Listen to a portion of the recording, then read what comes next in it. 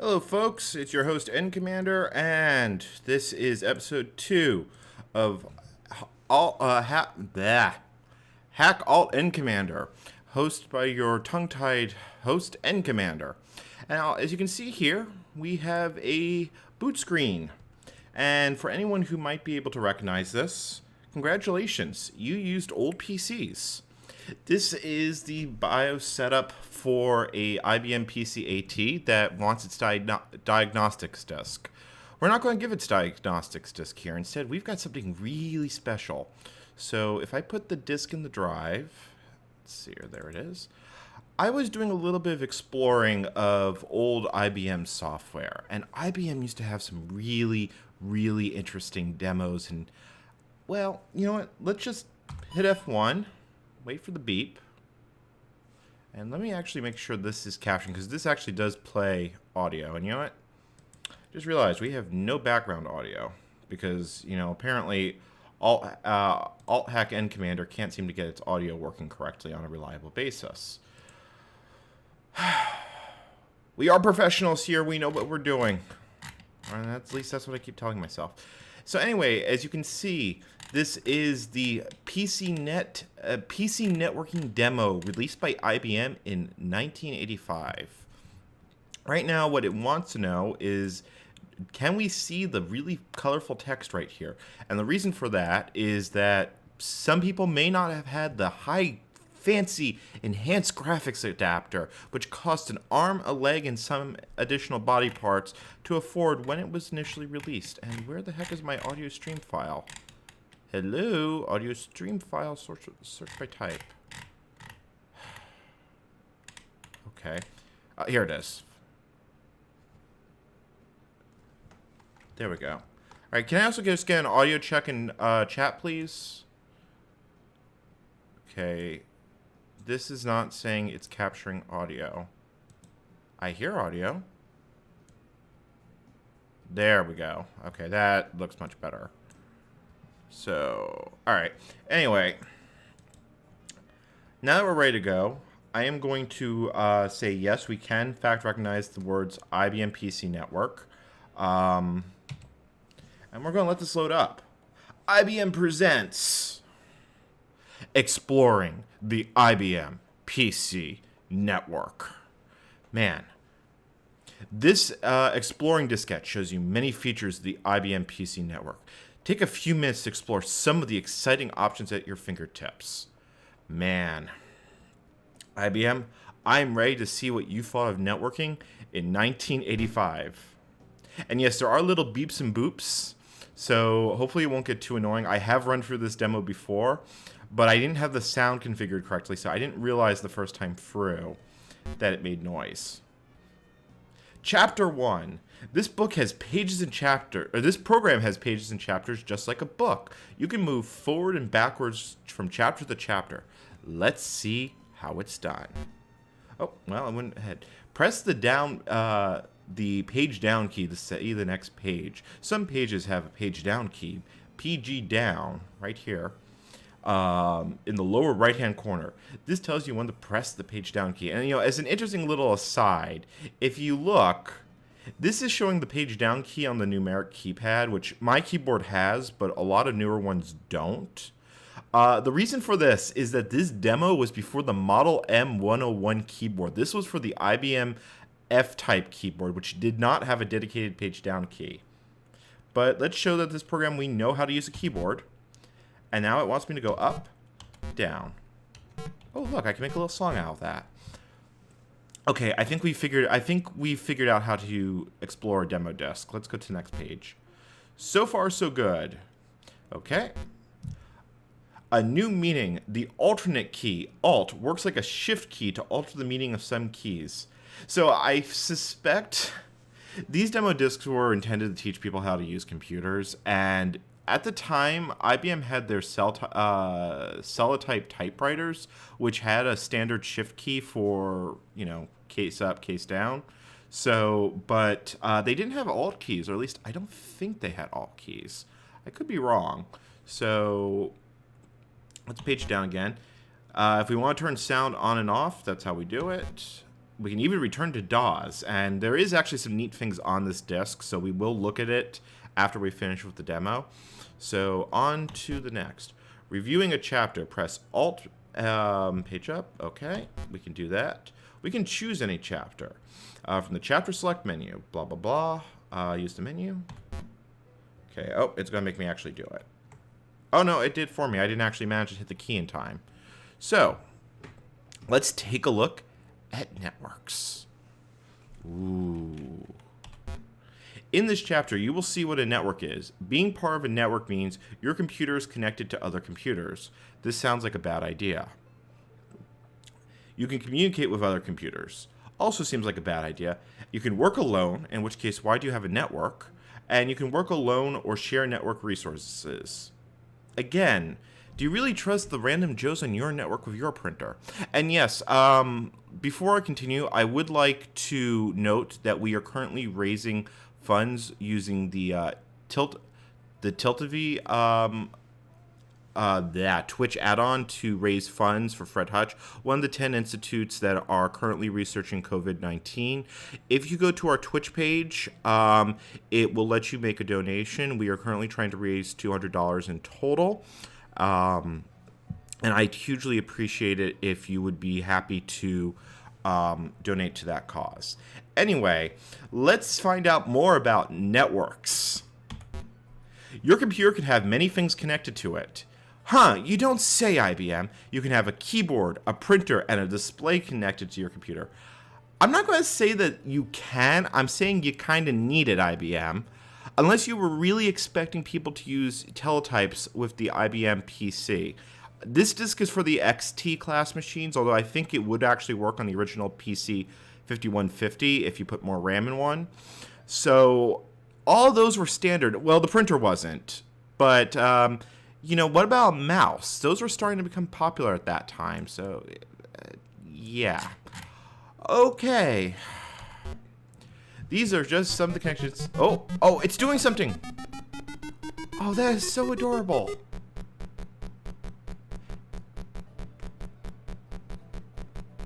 And, it's completely accurate, too, because your first attempt printing from DAWs is going to be a bunch of squiggles. Just saying. Yeah, okay, let's see what else we can do. If you have another computer connected to your... if you have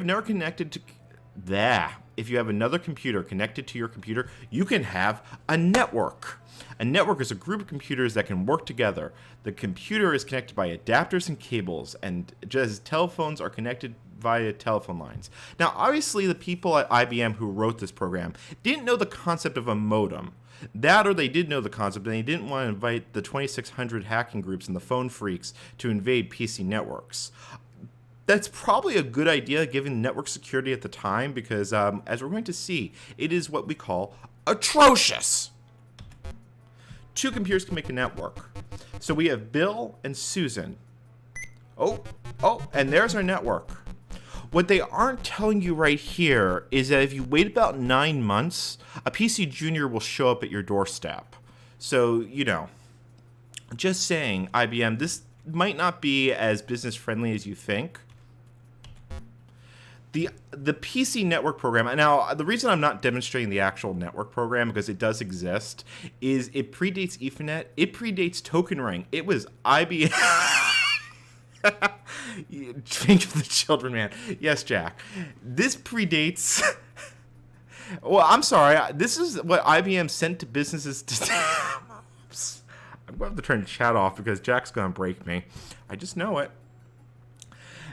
The IBM PC network is I'm going to pull up the sales material for this at some point, but it's pre-Token Ring, it's pre-Ethernet, it's special in all sorts of rights. So your computer is joined to other computers through the network. Isn't that what they call an orgy? Oh, yep. Just because two computers, just because one partner isn't enough, you have to add more.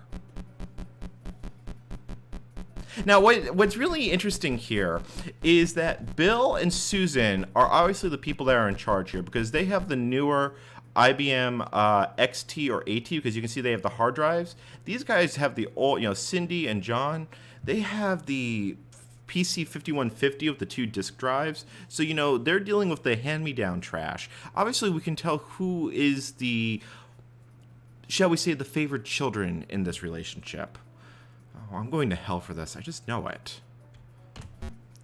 Being part of a network means that you can do more with your computer. What it's not telling you is you also need to be really responsible.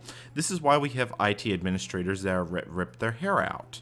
You can work with other computers, or you can work alone. PC Network lets you decide how to use the network. Oh boy, this is going downhill fast. You don't have to use the network all the time. So Bill's just rocking out here in the corner, while Cindy, John, and Susan are trying to get actual work. Now, what's really cute about this is this was 1985. I don't think the AdLib card was on the market.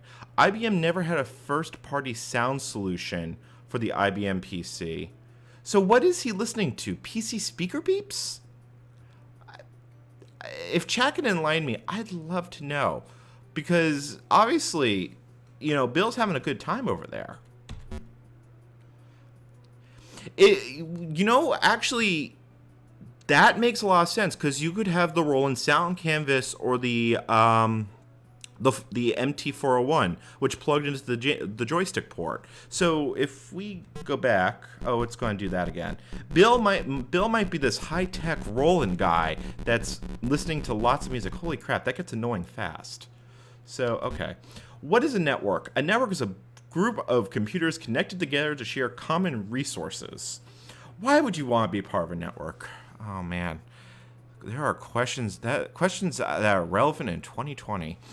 Being on a network means you can do more with your computer. No, IBM, what it means you can do is you can theoretically do more. Now, to put this in context, the original 5150 had 256 kilobytes of memory. The network stack used about half of that, so unless you're using Edlin, I don't think you're gonna get much done unless you also shout for the official IBM memory upgrade, the expansion board. Oh, and then you're gonna have to deal with protected mode and this is why SneakerNet was a thing, folks. Oh, it's loading something. Chapter 3, PC Network Overview. And our viewer count just went from 14 to 7. Uh-oh, what did I do wrong? Let's see here. Okay. In this chapter, you will see how to use PC Network's many new features. Now you can send messages to other computer, receive messages from other computer, use other computers' disks, directories, and printers, and then you can share them all with other computers. That sounds a whole lot like email. You can send one message to one computer or another through the entire network. Oh, this sounds like a wonderful idea. Okay, let's see. Hello, Cindy. What IBM was really clever was showing you the latency involved with these products. Okay. Come on, let me go to the next screen. Oh no, it's going to... Oh, don't tell me it's going to do all three of them. Oh, it's going to do all three of them. Is there going to be Hello Susan? Yep. Hey! I predicted what the program's going to do. Come on, let me go to the next screen. There we go. When you're using PC Network, you can receive a message from another computer. You have two choices of when you receive a message. You can view the message immediately, or you can have PC Network save your message to disk or diskette if you don't want to be interrupted. Now, I am curious what the difference is between a disk and a diskette. Maybe there's some things I just wasn't meant to know. Okay. Oh, here we go. More demos. More demos for the demo guard. So obviously Cindy and Bill are talking in real time, probably saying, I don't know what they're saying. Okay, can I just go to the next screen? Hey, okay, there we go. Messages are only the beginning of what you can do with PC Network. You can use disks and directories that are shared with the network without leaving your computer. Man, That would prevent you from having to deal with other human beings. Huh. Wow, apparently, really futuristic, man. That means you can use their files from a network computer as if they were your own. Because when has that ever gone wrong, folks? I would love to hear your horror stories of file sharing in chat, just because. Now, what's really interesting... Well, I guess at this point, the Seagate hard MF... Yep, there's the MF... No, that would be a Winchester 4040 drive. So directories had been added to DOS at this time because the very first version of PC DOS 1.0 had no concept of directories. That would come with fixed disk support with DOS 2.0 and later, and then obviously persists to the current day. Of course, for long file names, we had to wait for either OS2, Windows NT, or Windows 95, depending on your choice of operating system. Now, what's really cute here is that they're copying hearts, clubs, and other things, and this feels like an entire analogy for software piracy. And this will be a theme that we see more in the PC Net demo as we keep going through it. Now, folks, let's see here. Another PC network feature is being able to use a shared printer, because that's what everyone wants to do. Share misery and deal with PC load letter. If another computer shares its printer with the network, every computer you can use it. You don't have to be directly connected to it. You use the printer as if it was yours. Oh. There's an entire market for billing for PC printers. Novell NetWare has one built in. So, this probably seemed like a good idea when it was being designed at IBM. But then you get the person that decides to print War and Peace on a dot matrix printer, or, like the contents of a random number generator. And, that's more trees sacrificed to the tree gods. I really do wonder how... Oh, here we go. Let's let IBM show us how printers are shared. Huh! Susan managed to print on the first try. Obviously, this is marketing material at its best. And what I really love is the fact that because this is a dot matrix printer, they're both on the same page, showing how it can, what happens. With printers of this era, if two users try to print at once, it will actually try and combine the documents, so every other letter would start intermixing. So, yeah, and I know this from experience because I've had to deal with some really, really ancient dot matrix printers when I used to work in the medical field. So why would you want to use the PC network program? Like, it isn't obvious at this point. Computers on the PC network can use the same files. The most current information is available for all computers to use. You can use and share special resources like a color printer or a data file. Man, I don't even want to think of what a color printer would cost. I don't even remember. We didn't have a color printer personally at me as a kid until early 2000s, and that was an inkjet at that. Okay. PC network screens. This demo is about, we're more than halfway through, folks, so if you've got some ideas of things you want to see, what I'm planning to demo later is Apple Lisa stuff, but if chat has any suggestions, and it's something I can reasonably do, I am happy to change topics. This exists to help entertain people. So let's see what the actual PC network screens, and these are really cute. We can learn how to perform tasks, make choices, tailor the program to fit your needs. Now let's find out about this screen.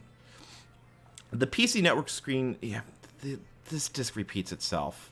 Let's see here. Let's look at the special PC network keys. Because this is how you design a user interface. Oh boy. So tab, escape, F1, F2. So these conventions are actually much older than most people realize. I want to say it was IBM for OS, as part of OS2 development for Presentation Manager. That was their version of Windows. Codified the standard keyboard keys like F1, F1, Enter. Obviously, this is not quite what the modern layout is like, but you can see the evolution. In this exploring disk, you'll see, okay. The IBM, they use this thing for this layout for a long time. Now, this is running at 8 megahertz. When I first ran this demo disk, I was running it at 4. What they actually did is they basically load a memory dump of the EGA buffer into screen, and then they draw over it. This went a little too fast, so I couldn't show it. So let's type a name. It's like, why am I doing... That's an interesting way to handle the last character. But it won't take it. We've got to call ourselves Bill. To start networking, you have to choose how to use the network. Well, no shit. Press yes or press no. Okay, we're going to share stuff. Let's see here. Yes. PC Network has preset conditions on defaults for when you start the network. Let's not change the defaults for now. You know, that's probably a good suggestion, because the people that write the software tend to be sometimes better than the people that use it. I'm sorry, I just had a flashback to when I worked customer support. Okay, sorry, we're good.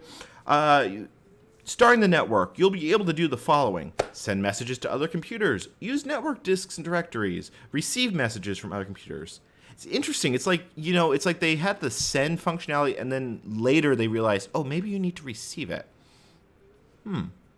Allow saving the messages to a save file, which, you know, is not ubiquitous, because, you know, you'd have to have some sort of fixed storage to make that work. So you'd either have to keep a dedicated floppy disk to save those messages, or you'd have to have a hard drive, which was a pretty big luxury item. So, yeah, let's do these tests. Let's see what this program was actually like. So, let's see here. Yep, we see main screen. Yep. Think of it as home base. Look, I already made this joke on Twitter, but yeah, okay. F1 to see. So, basically everything the program is saying. Messages, tasks allow you to send. Printers, print queue. For those who are brave enough to try and cancel a print job. Wow. This is high-tech stuff, IBM. Let's see here. Now you get help. Let's see how you send a message. You choose a task, blah, blah, blah, blah. So, 1, enter. And then we can send messages, view, start or this. Yes, this is the screen with it. Start or stop receiving messages for another name, because there is no possible way that this could go wrong. Because, you know, impersonating the boss, why not? Oh man, network security took a long time to become anything like this decade. And yeah, you know, I kind of was getting the Back to the Future vibe. Wait a minute, didn't that movie come out in '85? Yeah, I think that movie came out in '85, so this disc would be contemporary to Back to the Future Part 1. Oh. Well, yeah. Oh, man. So, now that we can use the message task screen, let's see how we send a message. Let's see here. We want to choose the first task on the screen. Yes, yes, yes. Let's send a message. And helpfully, it tells you how to spam your entire network. Now, if this is looking familiar, folks, like this might seem like Win Pop-Up, that's because it is. IBM PC Network became NetBEUI, or the Network BIOS Enhanced User Interface product, which then became Microsoft Windows Networking. We are looking at the genesis of Windows networking, and I really wish I could run the actual program, but there is not enough technical specifications to write an emulator, and the cards are so rare. I have never seen one crop up on eBay. I have watched for it. So let's send this to all computers, because, you know, annoying people about pizza is a good idea. But, you know, we're just going to send a standard hello. Now, I'm pretty sure the real program didn't have these fancy UI screens. So, okay, so that's how you send a message to the whole network. Let's go over a few important points to remember. You use the screens to tell the program. We use the screens to tell the program what to do. No, IBM, you use the keyboard. The screen is what you look at. Unless you're the type of person that thinks that smashing the screen will stop people hacking into your computer, in which case the person that wrote this really, really, really should have known better. Okay, you press enter to complete a... Oh, wow, that actually hurt my voice. Hold on. I need a drink.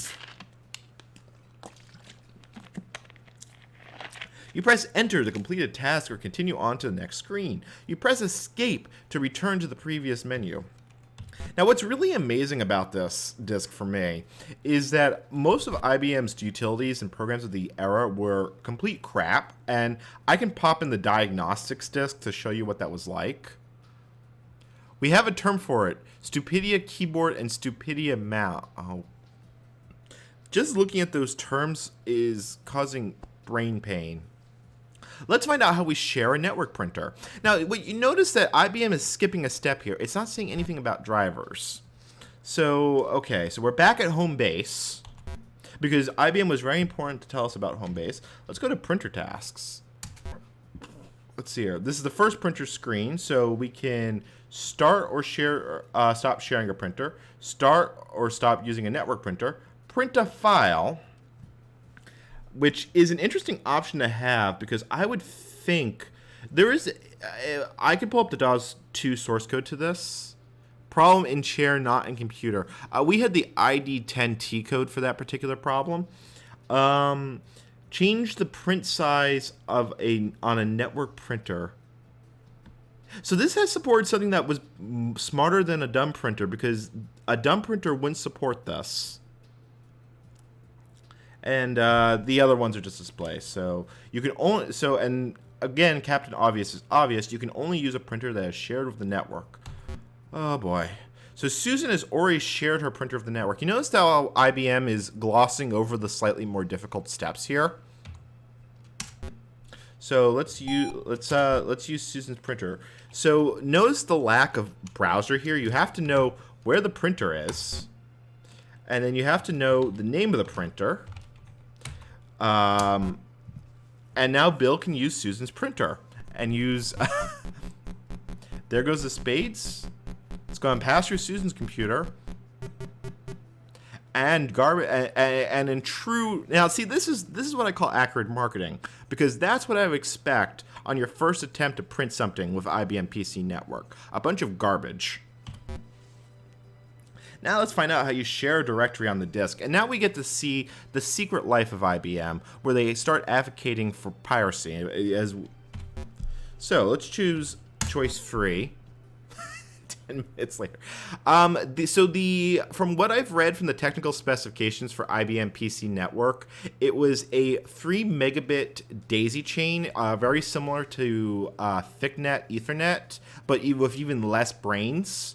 So, yeah, that's actually probably an accurate representation of the bitrate. So, and remember, the original PC didn't have any multitasking. You had terminate and stay resident. So, all right, we'll see you when you get back. So let's figure out how we share a directory. So that's choice 1. All right, we're going to share a disk or directory. And then it's telling me to share all my applications. Huh. I can't help but, don't copy my floppy was a thing at this point. And then the name. Now, interestingly, there is a password field here.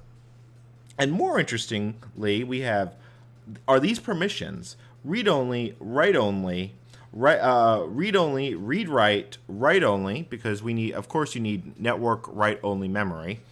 Write, create, delete. Read, write, create, delete. Now, I haven't got a clue how write only would have worked with DAWs. I mean, theoretically, you could do it, but yeah, especially because this is a directory share. I would think most DAWs software would self-destruct if you tried this. Okay. So it wants us to share this directory read only, which will actually affect. Oh, hold on. Another demonstration. DIRD. Man. Holy cow. Yeah, I'm pretty sure that's an accurate representation of the latency. Now the question is, what games? IBM had Adventure, but that was a booter disk. Did IBM have any first-party games? And Adventure was actually published by Microsoft as a pack-in for the AT. I don't even think that was available for the 5150. So in review, use the screens to perform PC networking tasks. Yes, thank you. We got that, IBM. When you actually use the program, you'll use similar screens to follow the same steps to complete tasks. And now, PC network publications, because let's open a time capsule of what IBM thought you should read, because this is probably a horrible idea. So let's see here. We can see the books in the PCNet library, get an overview of the contents of each book, and get acquainted with the IBM PC Network Program Installation Aid diskette. Wow, that ain't a mouthful. Let's see what books. Oh, look, all the books. Ebooks. Look, IBM had the concept of ebooks in 1985. Let's first take a look at what you find in the PCNet Program User's Guide. How to use the network. How to install the PC Network program on your IBM PC. How to use the screens. How to use network commands. Tasks you can do with your network. Now, what's really cute is, besides the fact that they went through the trouble of drawing this PC disk, the actual program came on what was called the Installation Aid disk, which is probably the most accurate and most IBM sounding thing I have ever heard in my life. I mean, this is the same company that felt that the PS2 was a good name for the computer, because everyone wants half of a personal system. Actually, hold on. I want to go back one screen. Oh, stop beeping at me. So, okay, for a moment, I thought it was telling me that I would have to install the PC network program to a fixed disk, and this demo has been showing us using computers that don't have fixed disks. So the PC network technical reference, network components, network design, which, how much network design do you have in a daisy-chained network? Inquiring minds want to know. I really wish I could find a copy of these reference binders, because I'm pretty sure I'd have fun riffing on them on Twitter. Hardware options, interfacing your software. So this thing gave a pretty extensive list of interrupts. But they are almost completely lost to time. I don't even think they're on the Ralph Brown interrupts list, which really should date this software. Technical specifications, and then it starts going into other products like the DAWs user guide. All about DAWs, how to use DAWs, DAWs keyboard functions, DAWs commands, error messages, because it's DAWs and it's important to have an entire chapter dedicated to that. Copying diskettes to further your software piracy. Loading and running DAWs, which, yeah, actually, hold on, I need to go back to that one. Loading and running DAWs. This program is running in DAWs. It tells me how to quit to DAWs. I would like to think that if you could see the screen, this is not something you actually need to know. It's okay. This was ran by marketing people for marketing people. I'm in my happy place. Let's see what the DAWs reference can tell us. Using batch commands. Wow, now that I think about it, this disk was contemporary with DAWs 3.1, which was just about the time batch files were actually supported. Command.com did not have most of the support we had up until about DAWs 3.zip. Command syntax. Oh, look, another chapter of error messages. How to prepare a fixed disk. That's the fdisk command, or hard disks in modern terms. And then what is probably a really bad idea is telling end users how to use the debug program. And for anyone who's ever used it, the DAWs debugger is one of the most archaic things to have ever walked upon the planet on planet Earth, and random keyboard input can in fact override parts of your binary. Telling end users to use debug is a bad idea. The last book in the library is the DAW's Technical Reference. I think at this point I'm running out of material to riff on, so I'm just going to go for this. Oh, wait a minute, hold on. Memory management, because, you know, that really was a big problem back in the day, because terminating state residence. And the IBM PC network stack, from what I've been able to determine, was kind of a hog. I think it needed 32 kilobytes of memory to actually work, because you needed the device driver, you needed the packet layer, and you needed the layer 2 software. None of this worked on layer 3, as far as I understand it. Now, here's something. 64K was an upgrade at this point. This software was compatible with the IBM 5150, which had 256 standard and was upgradable to 512 on the main board. You could add expansion boards to it, but there's actually a hardware flaw in the PCXT and the 5150 that you actually have to add a full megabyte to get full conventional RAM because of the way the memory map chip works. You can put stuff above the 1 megabyte barrier. That would be expanded memory, which is bank switched. But yeah, there's actually, if you've ever seen why those cards were so expensive back in the day, is because they actually had to put a full megabyte on the expansion card. And once again, for those that are watching us on Twitch, we are raising funds here at DEFCON 201 for COVID research. Any little bit helps. It would mean a lot to me, to 201, and, you know, pretty much what I'm pretty sure that Side Pocket's hawking. So, you know, every little bit helps. Anyway, the other point before I got sidetracked was I do like the fact that they document the DAW's internal structures, because this is what caused so much backwards compatibility pain. Up until about DAW's 3.2, those internal structures changed from version to versions, and DAW's 3.3 was a very long-lived version. It was the Windows XP of the original DAWs. And these internal structures actually caused both IBM and Microsoft no amount of pain, because software would play with the internal structures and the program would fail to run on OS 2. Microsoft basically had to leave these all as is in DAWs 5 to actually upgrade the operating system. So this was a really stupid idea in retrospect, but and IBM should have known better. Their mainframes never let you do this. Internal file structure, because, you know, if you have a bad idea, of course you need to double down on it. So that's the end of the demo disk. The one cute thing is you can in fact quit to DAWs on this thing. Come on, I gotta let it capture my mouse.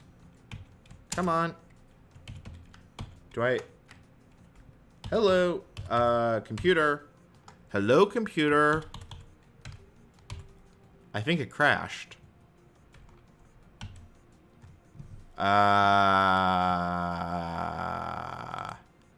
Is it actually? Yeah, I think it went belly up. Let's see here. Can I? Yeah, I can't. It's either not recognizing my key presses correctly, or it went down in flames. Which doesn't surprise me. These disks are really specific to the hardware, and I'm running this on AT. If we ran this on an XT, you can literally sit there as it tries to load each demo. So let me restart it, because there is something on the disk I actually do want to show. And it's easier to do this in the emulator. So hard reset, colorful graphics, and then a screen that should be familiar to lots and lots of people. The memory test. So yeah, like I said, this is running an emulated copy of the IBM PC AT BIOS. So in about 2 seconds, it's going to complain for me to run setup. You know, if we really wanted to go, okay, come on. Yep, there's my post code. Press F1, and then it should let me boot. Man, you know, I missed that error. I really do. So the reason I wanted to load this up a second time, because yes, IBM, we know. I'm hoping I can do this from this screen. If not, I will. Come on, let me out. Let me out. There it is. Alt End. Why is it capture the mouse? I think I have to do it from the chapter screen, which is what's going to come up next. Ah, I've tested this. This worked. This is not one I'm doing blind. Okay. Alt page down, alt page up. I think it's not recognizing the modifier keys on my keyboard for some reason. Okay, let me release my keyboard. And PCM doesn't have a soft keyboard, so I don't have a way to inject the thing. So I'm just simply going to say what I was going to. I've got 2 more of these. Do people want to see more demo discs? Do we want to dive into Apple Lisa stuff? Or do we want to do some retro programming or reverse engineering? I'm going to let the chat decide what we do next. So I had some trouble figuring out what we were going to do for the stream, but when I came across this disc, I thought it was too reverse engineering. Okay. So the question is, I do have an idea of what to reverse engineer. Let me think here. I do have a copy. I do have access to some InfoSec stuff, so I can get some malware things. Apple Lisa, dedication to Neo NYC, even though I haven't seen him in 2 months. Yeah, Neo has built a barricade around himself, and I don't think he's going to reemerge until 2021. All right, so apparently people want to see, because I haven't seen him in 2 months. Yeah, we could do something about the Apple Lisa. Anyone else want to weigh in here? I am currently looking for my disk drive to figure out what we could potentially reverse engineer. I am strongly considering, it won't be tonight, but maybe next week I will sit and actually go through WannaCry, and we could...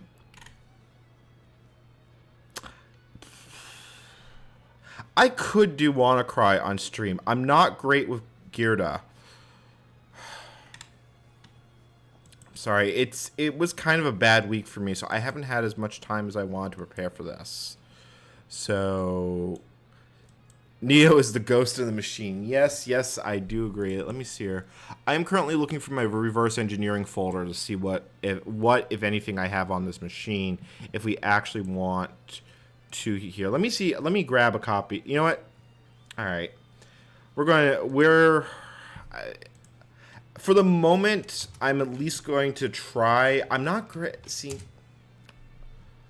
let me see here. What is it? Virus Bay? Yeah, Virus Bay is the one I have the login for. Let me see if I can get a copy. Let me see. I don't want. This site's invite only, so I can't stream it. So just give me a moment while I find it on their sample database. Samples, browse.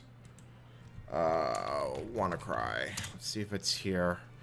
And flip. They have changed this. It used to be you could search by keywords, and it's apparently only letting me search by hash. Okay, so we will save this for another stream. So we crud, this is definitely not. Yeah, folks, you get good nights, you get bad nights. The other thing I want to reverse engineer here, I showed this last time. Let me switch my view to full desktop so you can see what I'm talking about.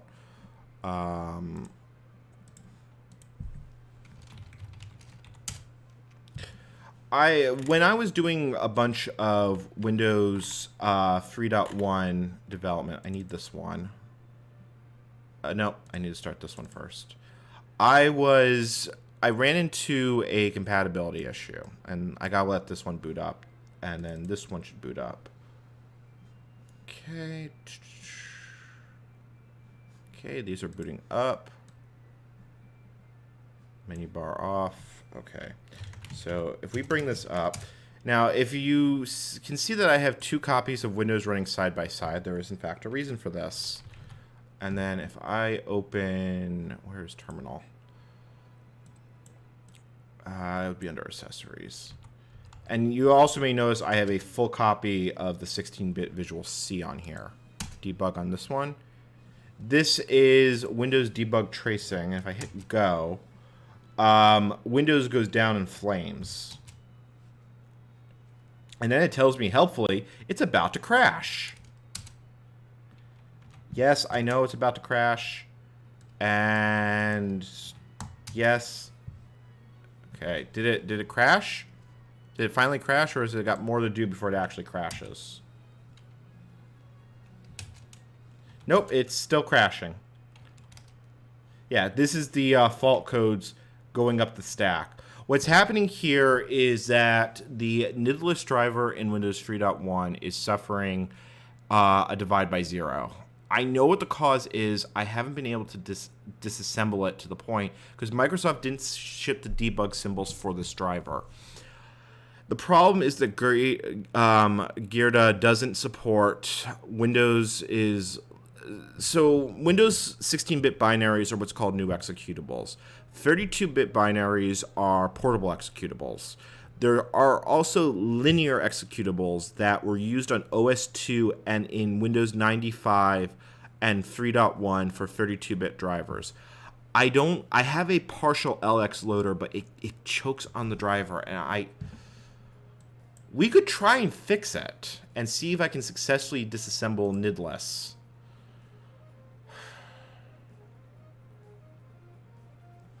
I actually think I have the code on hand for that. Is this what people want to see? As like I said, because the other thing I've got, the other 2 demos I have, raring and ready to go, are Apple Lisa stuff. So if we go into Greta blah blah blah, because Gerda is all Java, we can see this is the start of an LX loader, but it's incomplete. And if we try and open the binary in, right, I have to go to a terminal for this.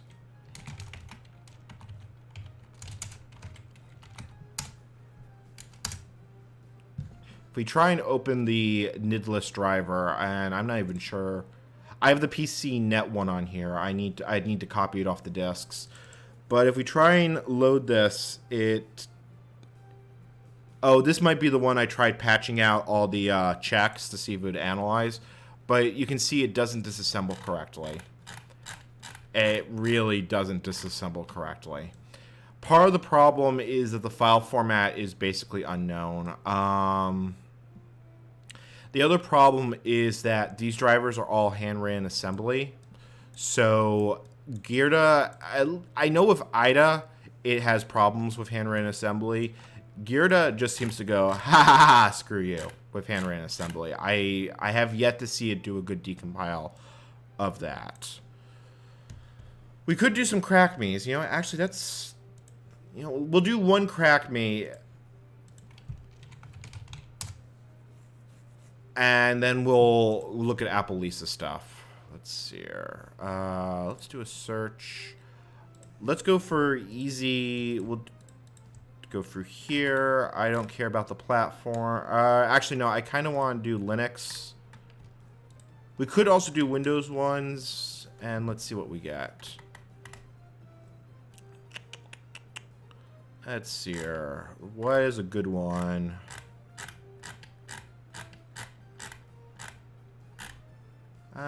You know what? We can go with easy. I don't want to do one that's too hard because mine are not always. I'm not always the best at these. Let's see here. Try to unlock the program by bypassing the program request. So just to note for the chat, I do have a copy of Microsoft Back Office 4 coming from eBay, sealed in box. There will be an unboxing video for that, which has all the greatest Windows networking stuff of the era. So let's take a look at this. Let's see here. Let's put it in our reversing folder. Password required. Shoot, what is the password? These. I forgot. Whenever I do these, let's try that. I don't like that they password these. All right, so let's close this. Actually, I need to go back to the main. I need to start a new project. So we can do, yeah, we can do some reverse engineering.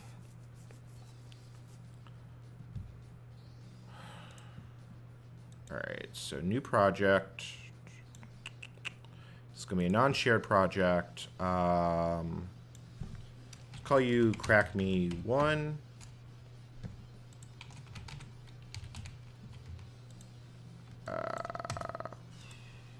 There we go. Okay, and then let's import.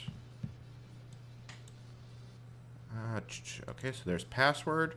So it is a portable executable, so it's a Windows binary. Let's see what it sees. It was compiled with Visual Studio, although an unknown version. Let's see here. And it looks like it's command line only program just based off the libraries it's importing. So, all right, let's let this run. We'll let this do its analysis. I might need to get the header files loaded because this probably is going to complain. All right, that's going to take a few minutes.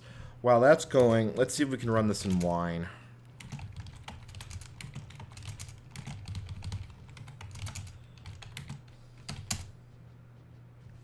Okay.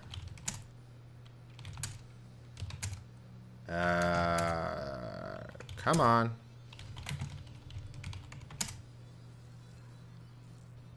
Let's see here. What? I think that's Spanish. No, that's not Spanish because the word for in Spanish for passwords, contraseña. All right, obviously this is not in English. Crack me. Let's find out what this says. It's Italian. Enter the password to access the program. Okay. Yeah, and this is the other problem with Gerda. It's actually also a problem with IDA, is that when you run it on Linux, it has some trouble with Windows binaries. But let's see what we can get. So what we need to find is the entry point. Gerda sometimes finds it, sometimes it doesn't. Let's see if we got lucky here.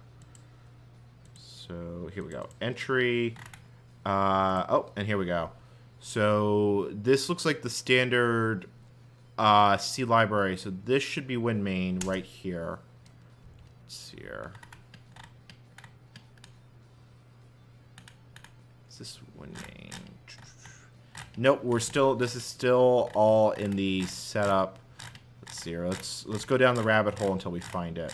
What I'm looking for is WinMain. Which is probably right here. Because I'm looking for a function. Rent. Nope, let's go back. You know, I've looked at the C head, the C function head multiple times. You'd think I'd be able to find it on the first try. So, set exception handler, set main args, set mode. Okay, set environment.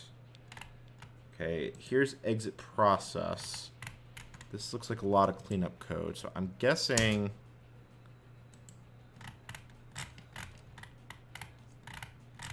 Let's take a look and see what we hear here. Okay, this is looking promising. This is looking promising. I am not. Hold on, let me check. Let's run file on this. And the reason I want to run files, I want to see what subsystem this is compiled for. Okay, so this is a console executable. So this takes main, not WinMain. So this is our entry point. So, okay, let's make you main. And then you should be int argc char argv. Okay, and then, yeah, you're int4. Okay. And then let's switch to our compilation view and see what we get here. So we have here is a function. Let's see here. Why is this?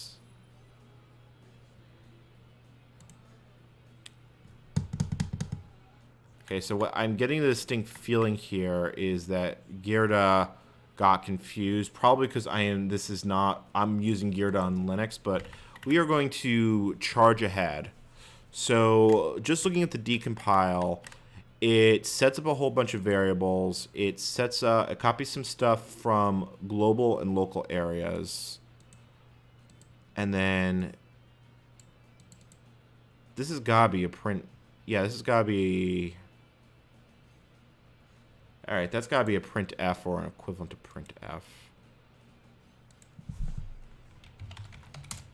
Well, I love the fact that that did not decompile properly. Okay, so part of it is these are phreatic functions, so sometimes that gets it confused because these are all going to the same place. All right, so this is where we end up when it's correct. So it loops here. What are we loading?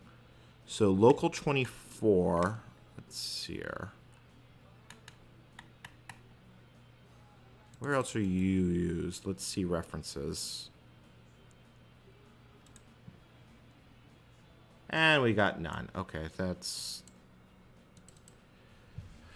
So it's comparing these two variables to each other, but I'm not seeing where they're coming from. All right.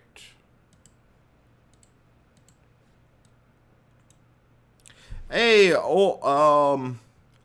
old net guy. You missed our demo of IBM PC networking. Chat wanted me to do a little bit of reverse engineering, but I'm thinking I probably shouldn't have gone with a Windows binary, at least not running on Windows. There are ways to get Gerda to, let me see here, to work correctly, but I don't have those set up. So yeah, unfortunately my reverse, I haven't practiced a lot with Gerda, so I'm not the greatest here. So the cheaty way to complete this crack me is I can patch out these checks. So if I go here, so it looks like local 28. Let's see here. Yeah, so if we go to local 28, let me rename this. Rename variable. And you are password in. Oh. Hell, yeah, password in. Goes here. Okay. And I'm going to guess that this is, let's see here, what do we have here?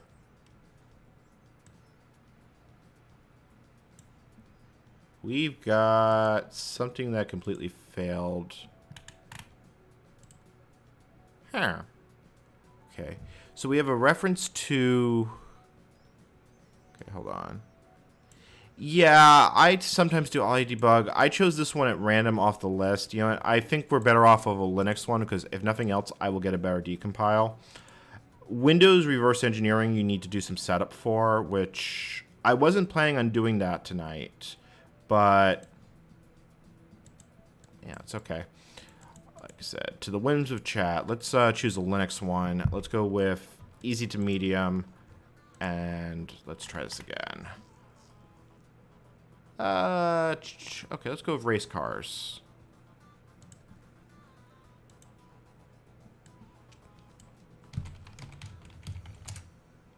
Oh, crack me's.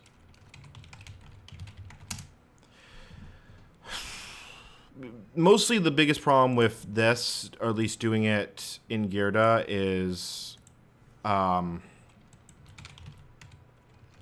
you have to download the Windows symbol files to make this work. You have to do that on a Windows machine. You have to copy it over. You have to import it. Gerda can't read PDB databases when it's running on Linux, which means that it fails a lot of symbol and similar checks. So a Linux binary, at least running on Linux, will or should resolve all its symbols. Because what this, is this actually... auto-analyze? Yes, please. Maybe. Maybe. There we go. All right. So, okay, wow, that... See what I mean? This is exactly what I meant. So what are you doing? So it wants string R. I had this feeling. This one looks familiar. Did I do this one before? Okay. So we'd have string length, which it puts here, which we can rename. Undo. What the heck did I just do? All right, so we can rename you to stirlength, or v1 length. So it wants an argument as, so whatever it takes here, takes the endpoint -1, start -1. So the first argument it takes is the name of the program. So let's see here. And it wants it to be invoked as long as the starting character is not a slash. So, in theory, I invoke it like that. Let's see here. How does it want to be invoked? Start -1. It wants to be invoked in such a way.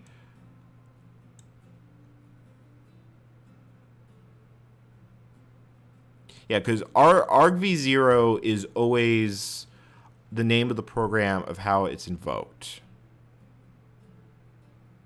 So if we do path equal here, race cars. Nope. Okay, let's look here. Start equals. Okay. Let me add a comment here. Pre-comment. So strips off the first.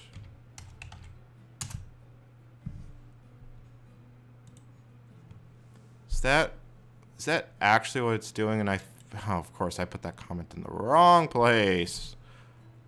Post comment, pre-comment. I think it's the plate comment I wanted in. You know, close enough. Okay, so argv length. Let's see here. So what it wants is if start is less than or equal to 1, string length. Okay, where is this actually used? So argv1 -1, start equals end.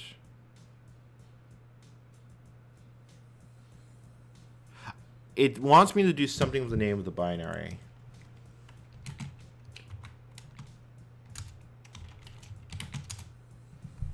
Nope, that is not it. See, times like this, we could attach the debugger and step through it line by line. I want to try and do this with static analysis before I break that. Let's see here. So if end is greater, so start gets set to end.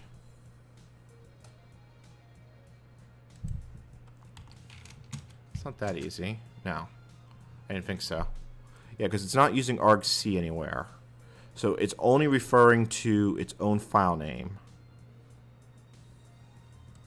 While true, if end is less than or equal to start. It's exactly what I wanted. Okay, so arg start is not equal. If argv start is less than.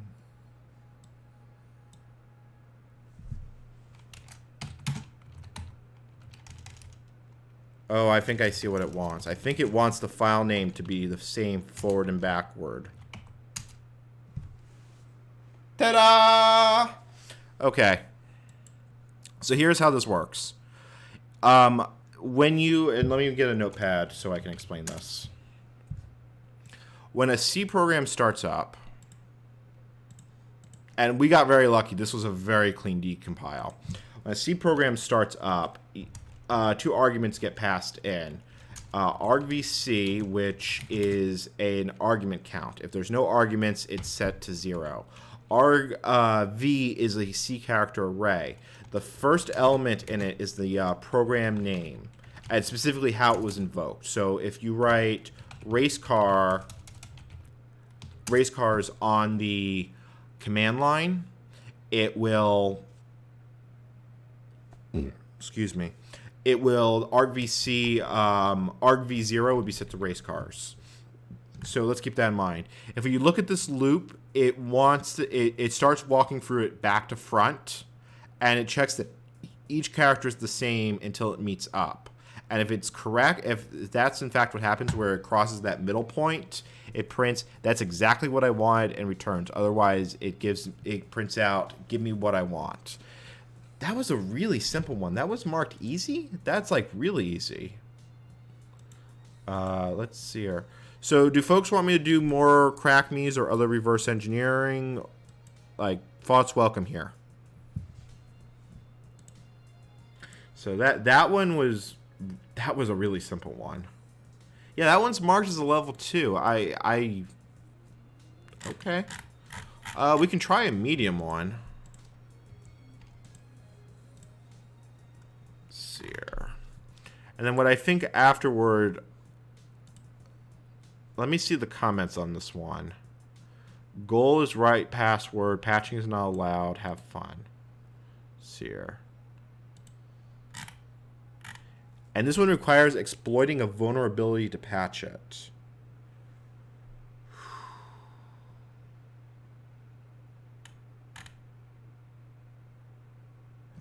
This one may be beyond me.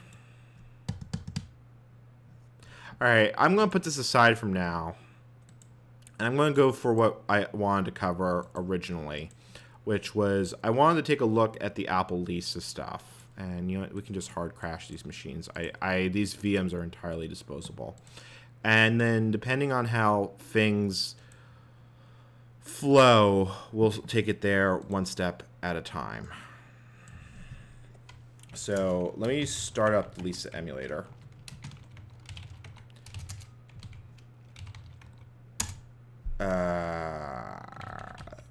So show of hands in the chat.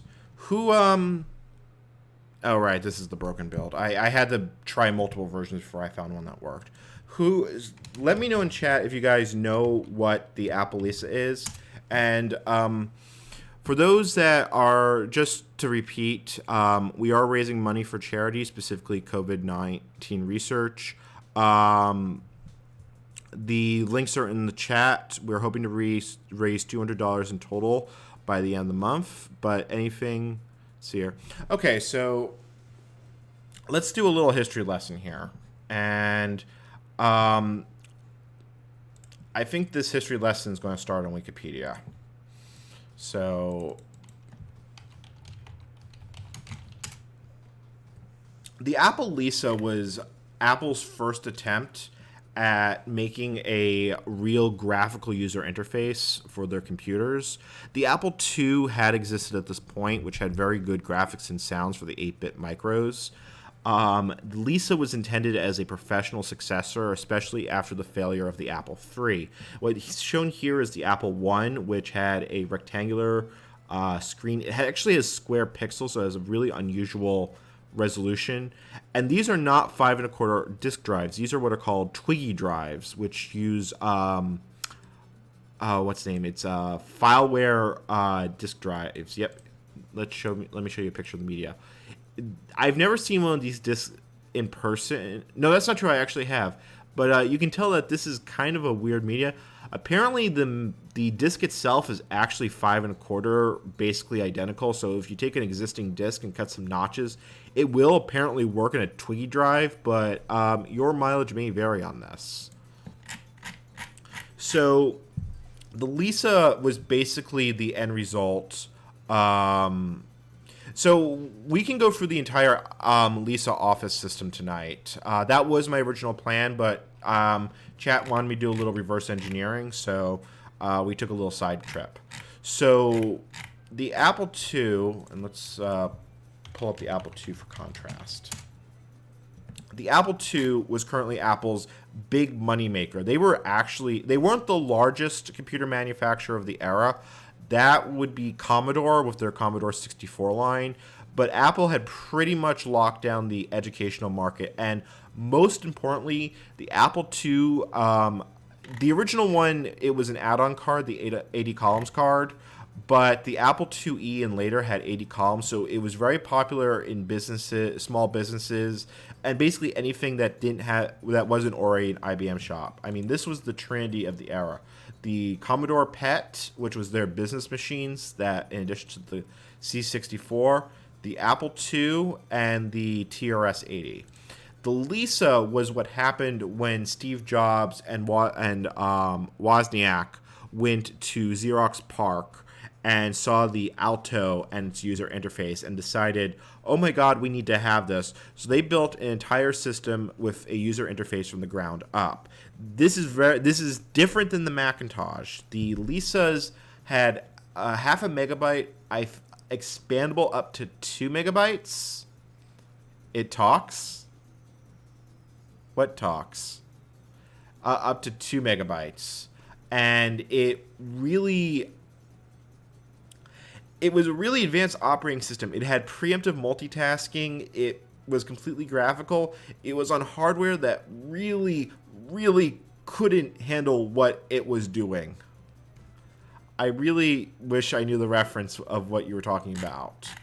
So, let's just jump right into the emulator. And we are actually, I installed the disk system earlier, but I feel like we need to do this from scratch, legit. So let's go in here. Let me change my OBS view.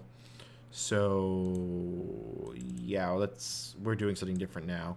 Now I'm going to note that this emulator is not the most stable piece of software known to mankind. So it will almost certainly go down in flames at least once. And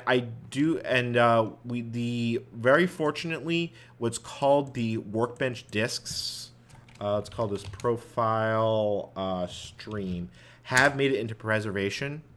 So the profile disks did make it into preservation. So I even have the full development environment for this thing. So let's insert. I'm sorry.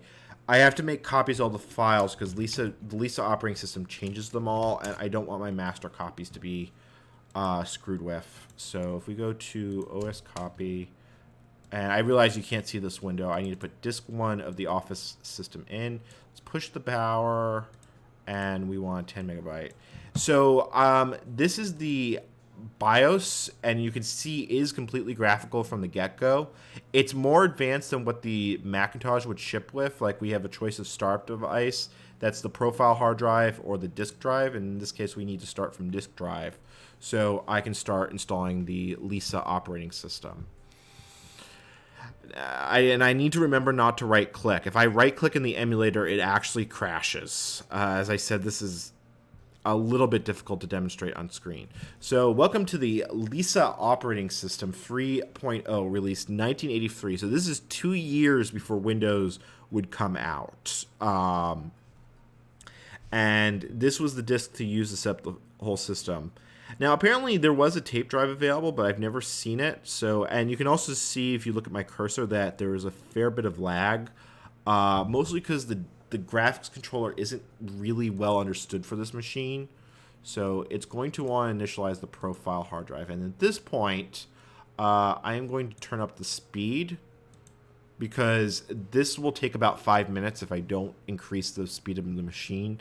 I'm normally going to leave it at 5 megahertz because you're going to want to see what this was like at the time. But after seeing Xerox PARCs, Xerox had no intention of marketing the Alto. It was a completely in-house experimental system. So Apple went and created the Lisa to basically be the first consumer graphical operating system. I'm not actually sure it was the first. I think VisCalc predates it, but it was very much at the same era. And they used everything they learned at Xerox, like preemptive multitasking, and made a very impressive... That was the wrong disk. Like, for example, you notice that it automatically detected that I put the wrong disk in the drive. So, very advanced operating system for the time. There are features in here that never made it into... that was disk 2. Come on. Give me a break. see. Let me put the disk in without talking and then see if it actually. There we go. That basically never made it back into Macintosh. Macintosh never supported preemptive multitasking, and the fact is that on classic Macs, preemptive multitasking was kind of a hack job. What it used to do in practice was basically cause every window to momentarily have control of the screen and graphics as though it was running on a single what was called single finder later, before the advent of multi-finder in System 7. So the biggest problem is that classic macOS was designed with the lessons they learned, with the idea that hardware would never get any better than what the Macintosh 128 shipped with. And frankly, it nearly killed Apple because the system was so inflexible that there were still assumptions up until macOS 10 that it was still running on a Motorola 680XO, because it was dependent on what were known as trap codes and other similar functionality of that processor. Processor that never... Okay, and all right, let's throttle this back down to its normal speed and hit finish. So now that we've finished installing off the Lisa system, we can now explore the operating system in depth. Or the emulator can crash. I did say it wasn't the most stable thing. Okay. Come on. It may complain that its disk is corrupted. Let's see if it'll start from the profile. Come on. Boot. Boot. Rise. It's thinking about it. I have used actual Apple Lisa hardware at the Vintage Computer Fest. This is about the speed it ran at. Hey, there we go. Lisa Office System. So the Lisa Office, there were essentially 7 applications released by Apple. And these were 7 Office productivity. Let's see here. We are experiencing technical difficulties because we are DEFCON 201. Yeah, that sounds... Wait, do we not have video? No, we have video. Oh, jeez, you scared me. It's like, I thought I made sure the video was working. That's giving me a heart attack. Thank you for that. So this is the Lisa desktop on a clean load, and you can definitely see the Macintosh, what would become Macintosh, although there's a lot that's really different here. Like, there's no Apple menu. You have the UI lag is pretty bad. This is a problem with the emulation. It's not... it's not a problem with the actual Lisa software. So there are no there is only one pre-installed application, but I mean, this is what it ran at. The Motorola 680XO in the Lisa, if there was a CPU gauge, it would probably be at 100% all the way through. So you can see that things like screen level and contrast, obviously this is an emulator, so it's not doing it. Actually, look at that. It actually does do something. All this was controlled in software. You have the screen dimmer, repeating keys, and you can definitely see that this was sort of the early genesis of GUI operating system. The Mac would be what more or less formulated it, but this is much more closer to what the Alto was like, because you can play with an Alto in emulation, and the Computer History Museum has a great series of articles showing these. So if we go on disk, we can check out the one program, or sorry, 2 programs. We have a clock, and the clock will be wrong. The Lisa cannot reference times past 1994. So, yep, this is back in 87. If I try and change the year, I believe it's 94. Yep, there it is. The year must be between a number of between 81 and 95. Folks, if you thought you had Y2K issues. Okay. So that's the clock. And Windows zooms. Yep. And then Oh, you want me to zoom in the window? Let me see if I can get OBS to agree with this.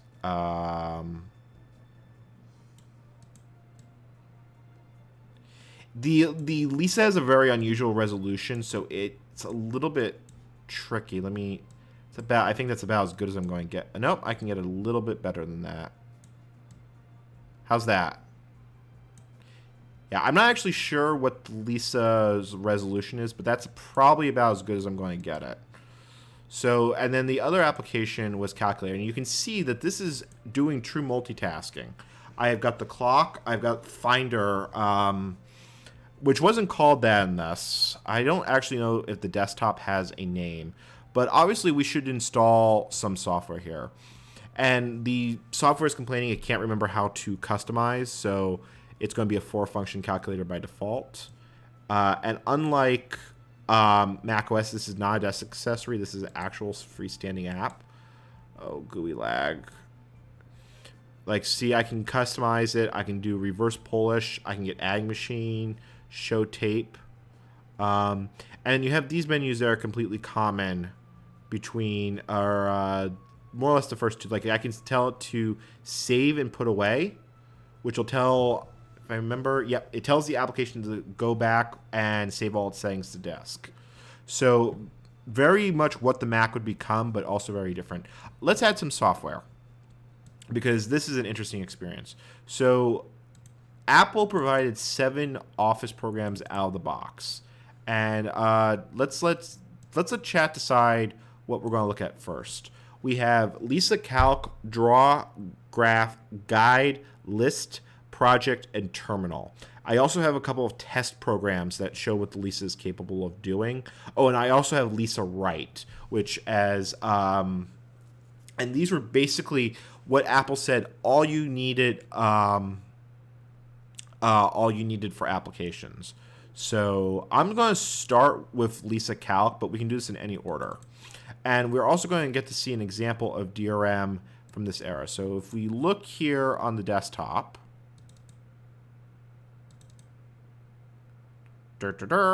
we have the Lisa Calc program, and we have the Lisa Calc paper, and we also have an examples folder with getting started. And we'll take a look at that in a moment. So if I try and run this program off a disk, it will actually launch, and then it's going to complain. It's going to complain any moment here. See, I'm a little tempted to use the turbo button, but it's known to have issues. But this is a tool to create and edit documents. To use the tool, tear off a piece of stationery and open it. The program files you have actually are not usable directly. What you have to do, and we're going to install this to the profile hard drive, so we need to select these. But I can't just drag and... Nope, that's the window. I can't just drag and drop. It's going to complain if I try. This is the master copy of Lisa Calc. It cannot be moved to a different program and disk. And let's move the stationery back. It should not actually have let me move the stationery because these need to be moved together in one set. So let's move the stationery back. The way you do file copying on this is a little bit interesting. Let me make sure I get both of these selected. You go to the File Print menu, you hit Duplicate, and now you get this ghost copy. And then now I can drag and drop these, and then I get this. The Lisa is about to make the first copy of Lisa Calc. This copy and all future copies can only be used on this Lisa. Is this what you want? Once you click copy, you won't be able to change your mind, even by clicking. It's really blurry. That's probably the upscaling having issues. Let me see if I can do something about that. No, that made it worse. We are not going anywhere well with this. Okay. All right. I am not sure what to say. It's looking good here in the OBS stream. It looks fine to me. If your client starts dropping packets, Twitch will start downstreaming your resolution. Yeah.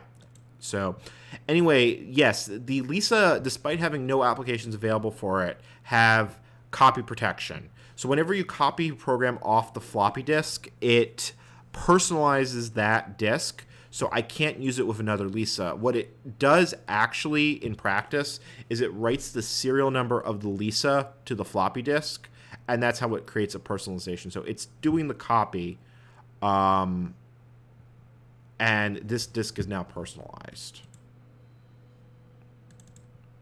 So now we can't, the thing is, we can't just create a document. So creating a folder is, you double click it, you get another folder. And then if you're like me, you get like 30 folders. So let's call this example docs. I can't seem to get rid of that 2020. Okay. So what you do is you take the paper, and then what you do is tear off stationery. They were really big on this desktop thing. And then this is your document. Now we can open the stationery. And man, you can see the performance. This is what... oh man, it doesn't even auto-scroll. What Excel wishes it could be in 1983. I don't think Excel existed at this point. Lotus did, and VisiCalc obviously did for the early ones. But I mean, this is a lot of functionality. I mean, you can protect. You have this actually, I think, uses some sort of encryption. You know, you have automated calculations. Hell, you even have variable pinch fonts. You know, it really astounds me how much. And it even keeps a previous version. I never quite figured out what the criteria here is, but you can revert a document to other known versions. So let's save and put this away, which will close this. It will make a backup copy, which we can go back in time and grab. But let's look at the example one that was on the Lisa Calc disk. And this is why I had to keep multiple copies of the software. Because the default operation with Lisa is move. Yeah. That they had multiplan before that, which had some spreadsheet stuff. Why did that make a new copy? I didn't want to make a new copy. Oh, because it's a master stationery. That's why. There is a more advanced file system under the Lisa. But you can't see it with the office thing. So here's what the calc was like. I do hope you folks are enjoying this, and if you any feedback would be hugely welcome. We could even try printing this, but I have this bad sense it's going to cause the emulator to go down in flames. So let's put this away. Who wants to take a look at the next app? The GUI lag is pretty bad. The Lisa itself is very laggy, and it was on the original. Old Net Guy 1. Okay. All right, let's put a different disk in. Oh, yep, I need to eject. Let's see if I can remember. I think, where's the eject button? I think here it is. It's under housekeeping. Okay, it's ejecting. It automatically puts away any open documents and programs before it puts the disk out, which is a very nice feature. I mean, the more I've used the Lisa system, the more I've been impressed by it. And obviously putting in a disk in the emulator is not going to be in that menu. So, let's see here. Here's the thing. I used an Apple II personally, and AppleWorks on the Apple II was nowhere near laggy. This more or less pegs this is running at 5 megahertz. And there should be a program on this disk. Hello? Oh no, this is the wrong disk. This is Office System 2. I'm sorry, I put the wrong disk in. But actually, that was an example of how the Lisa doesn't show you the files on the disk. You can see them if you've got Workbench installed, which if people, was the development environment. And after we've done a few of these programs, let's do Lisa Drawer, because that's actually a pretty neat one to look at. So once again, we need to go here. We need to duplicate. Now, there's no way... This emulator was built for Mac OS and was kind of a hack job port to Linux. I don't have a way of typing an Apple key, so I can't use the key shortcuts. But what is impossible to do is that all the Lisa Office applications... I actually managed to get the Restream chat working, so I can see all the chat. I saw John's message. So was there no examples on this disk? Let's take a look. Oh, there was an example. So let's oh, I right-clicked. The emulation aborted. Can I get some F's in chat? Let's see if it comes back. This is not always... That may have taken the disk image with it. It's going to complain when it starts up. Alright. Press F for... Okay, fingers crossed it actually beat... It actually... yeah, that's actually a problem with the emulator.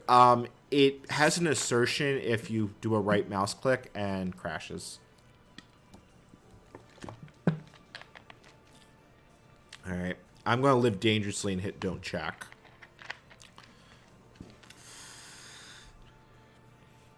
Let's try this again. If let's see, what time is it? All right, so I'm gonna what we'll do is we'll demo this program and one more, unless people want me to do all 7, and in which case we'll do all 7. After that, I think I want to show off Workbench, and then I think we're going to step into the wonderful world of Novell NetWare. So let's see here. So which one did I have? I had Draw in. Oh, yeah, the disk just gave me a corruption error. Let's see here. All right, Lisa. Let's see if your disk checker is worth anything. Because what happens is the Lisa operating system writes lock files. So if the system goes down while it's got something open, game over. Did it actually even copy Lisa Drawer? Yeah, it did copy Lisa Drawer. I think there's a way to... Yeah, I like that. Straighten up icons. Which did it on the wrong window. Let's try that again.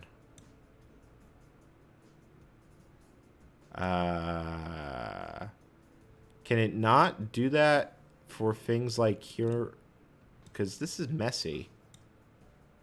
All right, let's open the master stationery for the example. So if I take this, and I tear off a piece of stationery, it'll create a new document. We did NetWare on the previous stream, and what I'm currently doing is, all right, folks, decide between yourselves if we want to play with NetWare, or do more Apple Lisa. I'm going to do Lisa for the next 20 minutes. And then we'll either go to Workbench we'll revisit NetWare. Because one thing I want to do with NetWare is I want to get remote boot working for a video I am doing. I have a video currently in progress talking about the history and NetWare experience. And then I want to do one about netbooting DAWs and OS2. Which is an incredibly interesting experience because those operating systems predate Pixie. But I got a ROM dump of the Novell Ready Start. Oh man, look at that. Look at that literally drawing in real time. So Lisa Drawer, as the program suggests, it's a vector graphing, and this is all done on the CPU. This is actually the QuickDraw API. This more or less went one-to-one from the Lisa to the Macintosh. The API calls are really close to identical, and the Lisa actually can run Mac OS, and the Lisa Programmer Workbench was used for early Macintosh development up until the point that the Lisa became capable of running, or sorry, the Macintosh was capable of hosting. And one thing I found really cool here is QuickDraw was written with the idea of color support. Now, the Lisa was only ever in black and white, but the color would be saved in the document and be able to be used with a color printer, because Apple had their, what was it? It was the laser writer, if I remember correctly, that basically took QuickDraw commands over the serial line and printed with them. So you got a what you see is what you get experience. This started on the Apple II. The Apple Lisa refined it, and then the final version is what shipped on the Macintosh 128K. And actually, the early Macintosh ROMs had support for color, even though color support didn't come until the Apple II with a new bus add-on card. I don't think the built-in graphics supported it. So this is basically how. Oh, these are all locked. Yeah, so you can definitely see the start of UI evolution here. Like, we've got typefaces. It is actually possible to add additional typefaces to the Lisa operating system, but there is an upper limit. It might have been the Image Writer 2 now that I think about it. The Image Writer 1 may have been a dumb printer. Basically, it knows how to print ASCII and to Wikipedia. Let's find. You know what? Let's look it up, because I actually want to know myself. So laser writer. Okay, you know what? I knew Neil was wrong about this. Neil always told me that it was QuickDraw. No, it was PostScript. So the laser writer was 85. So what would this have used? We need to go for an earlier printer. I know Apple had earlier printers than the laser writer. Image writer. That was it. This was the printer. It was the Image Writer, was the Doc Matrix. The original one was intended for the Apple II, but it worked across their entire product line. And then the Image Writer 2, we take a look here. Look, color and images supported by a color ribbon, and 8 colors is supported by QuickDraw on the original Macintosh, which in turn came from the Lisa. We have now traced the full evolution of this. Okay, so let's go back to the Lisa operating system. We've got... so one thing I do want to demonstrate, now if I can remember how you do this, there is a way to minimize... Oh, yeah, I think if you do this, if you go to Desk and you untick the icon, it changes it brings other things up to the top. So what I want to do, I think what it's called is put aside. Yep, there it is. And everything gets closed down to the document. So we're going to leave this open because there is copy and paste support across applications. We have the clipboard here. The clipboard, if I remember correctly, is a little bit of a strange beast in the Lisa, but we're going to find out together. Because I kind of like doing some of this stuff blind. So I can give you guys the first impressions. So do I not have a disk? I need to eject. There we go. Eject micro diskette. So that's going to go away. You notice that all the files and the icon on my desktop went away, because the Lisa was built with basically being a massive, about as user friendly as you could make a disk-based operating system. Even the Mac was not this good. Let's pull out Lisa Write, and this is a 2-disk program. So I get to also show what applications were like, what it was like to have these. So let's grab all this. And we've seen this before. Where's my profile hard drive? Okay. I think I can just copy it to the profile like this. No, hold on. Get it onto the disk. There we go. The group of icons you've selected cannot be moved together because a portion of one of the icons is on another disk. I actually knew about this. So the Lisa had this very strange function of being able to split up files into multiple disk components that gets glued back together. It is described in detail for it. So we need to deselect. We need to copy the duplicate. Let's see here. Cancel duplication. So let's try this again. So can I shift click these? No, I cannot. So I'm going to have to do these one at a time. So let's grab Lisa Wright, duplicate it, and then this is going to create the master copy. Come on. Come on. Yeah, this is probably the largest program. The profile hard drive attached is 10 megabytes. Each of the disks is 400K. And you know what I noticed is it didn't personalize that one. That should have given me a message telling me that it was going to personalize. So either this program didn't have copy protection, or it's going to happen when I put disk 2 in. So let's try this. So the American Dictionary, yeah, see, that's a partial. Yep, so now we need to get part 2 of the dictionary. Oh, the lag is real. Actually, that was a feature I haven't shown yet. Okay, so it's reconstructing. It's going to ask me for disk 2 in a moment. Amiga Workbench. When did that come out? I don't remember. Amiga somehow managed to avoid the wrath of Apple. They never got sued by them for copying the look and feel of the original Macintosh. Yep, there it is. Now it wants disk 2.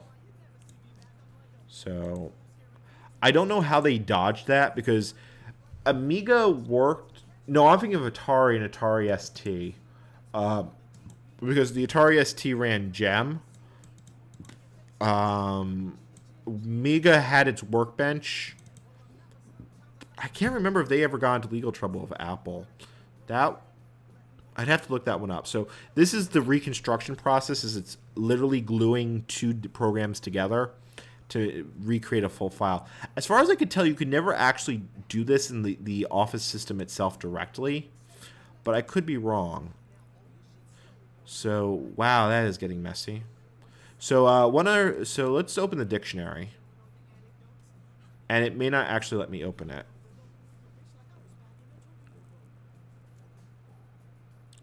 It's thinking about it. It's thinking about it. This document contains a spelling dictionary for Lisa Wright and cannot be displayed or altered. So how this is working is ResourceWorks. Excuse me.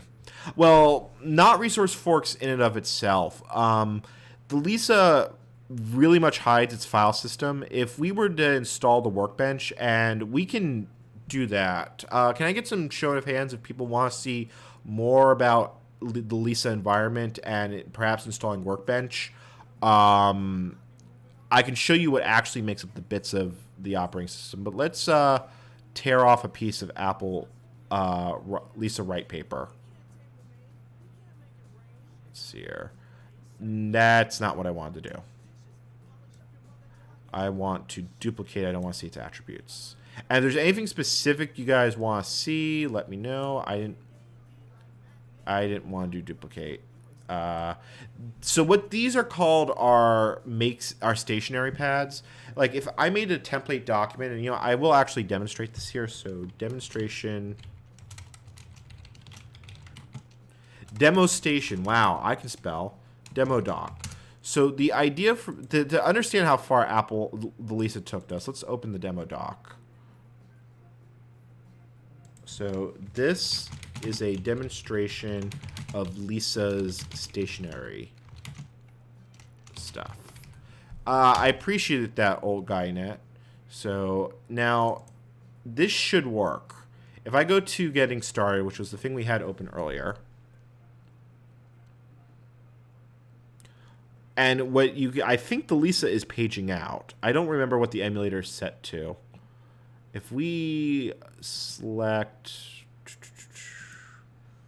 think if I may not be able to do it with this. Let me see if I can select all. I can select all. I can copy.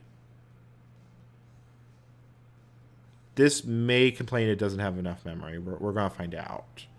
All right, let's put this aside. So that'll send it back to icon form to the desktop. When you put something aside, it unloads a lot of the resources, and then I should be able to paste this. I managed to paste it, but I overwrote my text doing it. So let's do this. I mean, I know this is a feature we take for granted, but Windows did not have this feature until Windows 3.1 with object linking and embedding. I'd like to type something. Yeah, no. I want to undo. Okay, hold on. Let's try it. All right. A lot of the modern conventions we take for granted now don't exist. There we go. So this was object linking and embedding. The way this actually worked on the hood is actually pretty fascinating, although I'll admit that Apple's development documentation sucks. But the entire Lisa operating system is written in Object Pascal. So I want to save and put this away.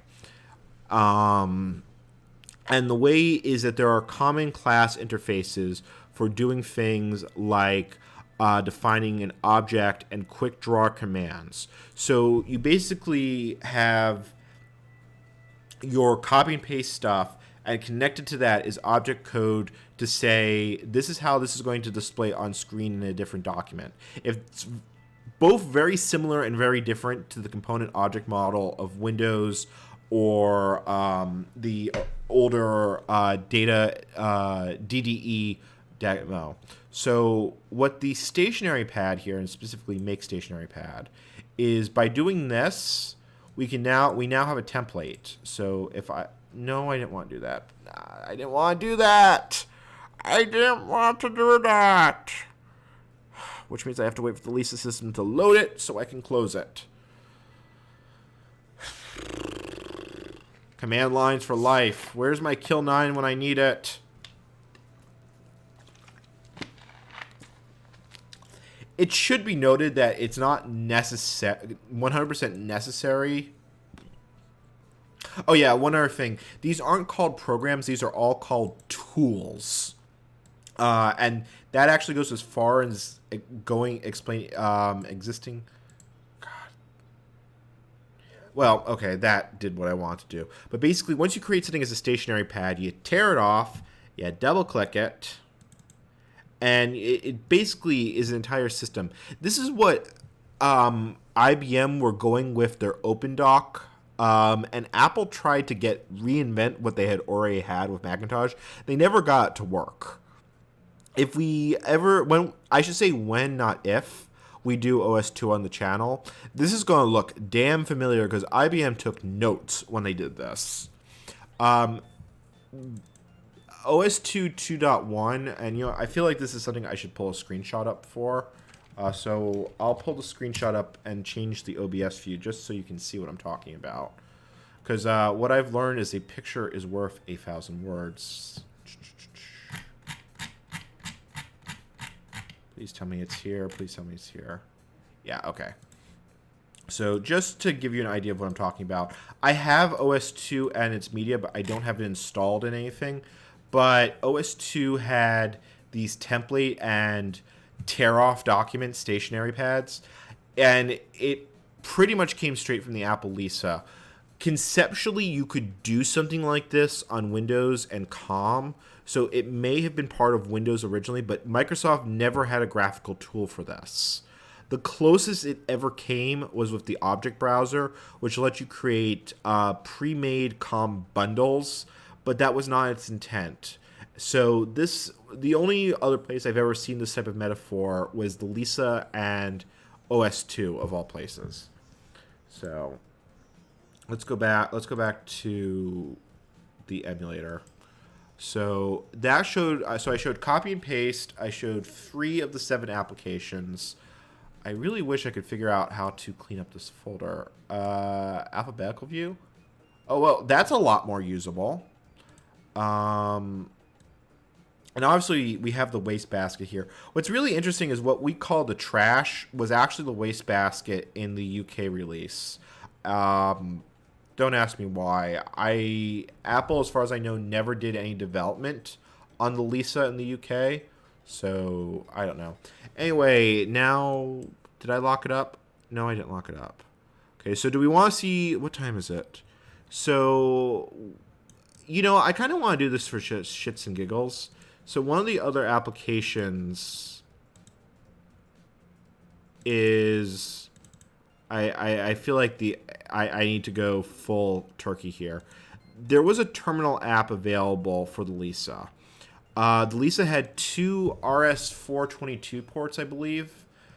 Please don't quote me on that because I'm not 100% sure. But it could talk to other machines and hypothetically even a modem. The Haynes modem, did the Haynes modem exist this time? I want to say it did. Or if not, there was something very similar to that. It could, but it could also talk to, say, like a Unix system on a PDP-10. Granted, a Lisa system was about $10,000 in, shall we say, modern currency. So what I want to is the serial ports. I really want to see if I can get this to work. The serial ports in Lisa M can hypothetically be connected to a telnet interface. So I am slightly curious. I might have to reboot the emulator for this. Is it listening? Yeah, I gotta restart the emulator for this. So, you know what? We're going to get to see a clean shutdown of the Lisa operating system.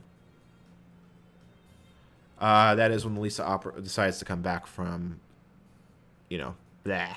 But I kind of want to enjoy the idea of logging into my Linux box from an Apple Lisa, just because the sheer oh yeah, there is no way to shut down the Lisa within the Lisa itself. You actually have to hit the power button, or in my case, you have to hit the power button menu. So now that's shut down. Let's close it, and then if I restart it,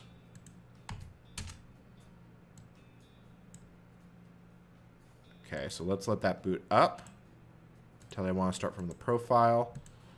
And you know, it's such a stupid name, the profile. Okay, the Lisa is in fact listening on port. Let's go full screen here. It's listening to Telnet here. So let's get our browser, please. Browser, you will obey me.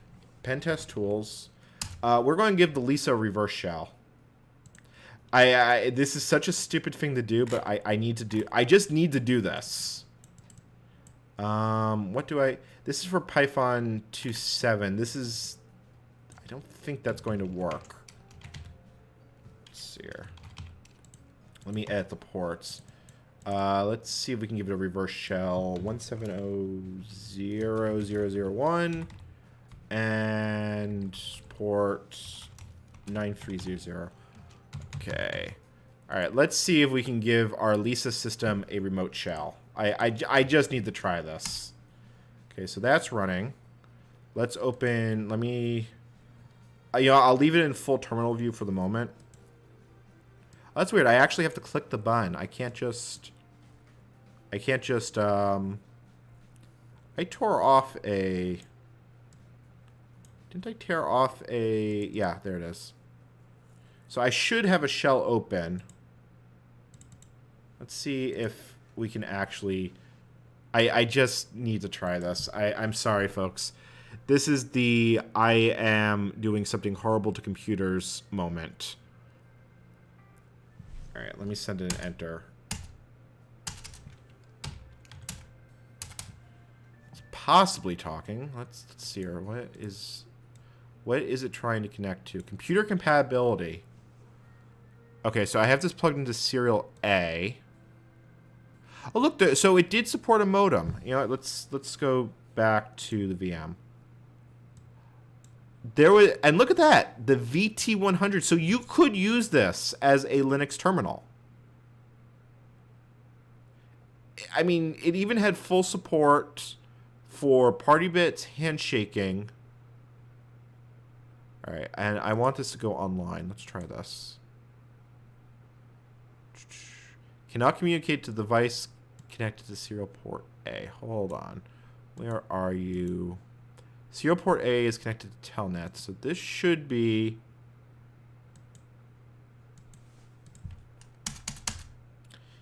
You should be talking. Answer back message. Holy cow. It wasn't 232. It was RS422. Apple used that for a really long time. I'm going to try one more thing.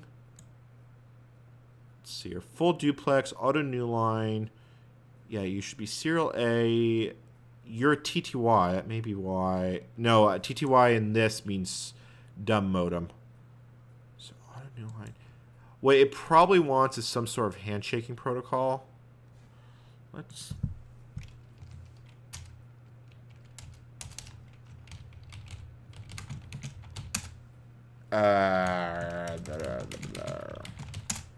Okay, so apparently my reverse shell didn't work. Let's see here. I don't know why my reverse shell didn't work. Oh, I suspect I know why my reverse shell didn't work. Let's try a different version of it. Let me go back to Pentest Monkey and find one that is slightly less stupid. Let's hear. I don't want to do a Java 1. Why is that even there? There should be no Java one-liner for a reverse shell. No. I forbid it. Let me install Python 2 so I can do this. If this doesn't work, we're moving on. So, folks, do you want to see what the development environment was like for the Lisa and early Apple II Macintosh software? Because I will install the path. I have the disks. I can install them, and we can try them next. Otherwise, we can move on to NetWare. So, make your choice known. Do do do do do do do do do do do do do. Do do do do do do do do do do do do do do do do do do. Okay, all right. I think the devs have it.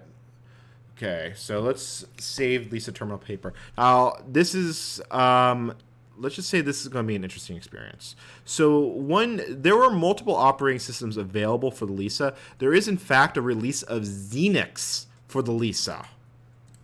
And if anyone knows what that is in chat, I will give you some F's in chat. But the Lisa was built with the concept of multiple operating systems built into it. Yeah, you can check that.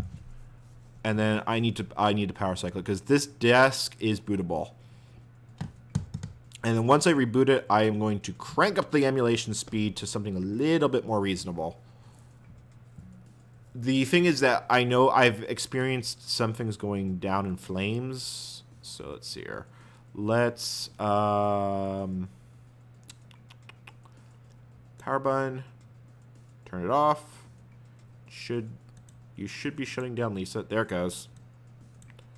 So one interesting little quirk is apparently it was possible to netboot a Lisa. There is some code in the you want your disk, don't you?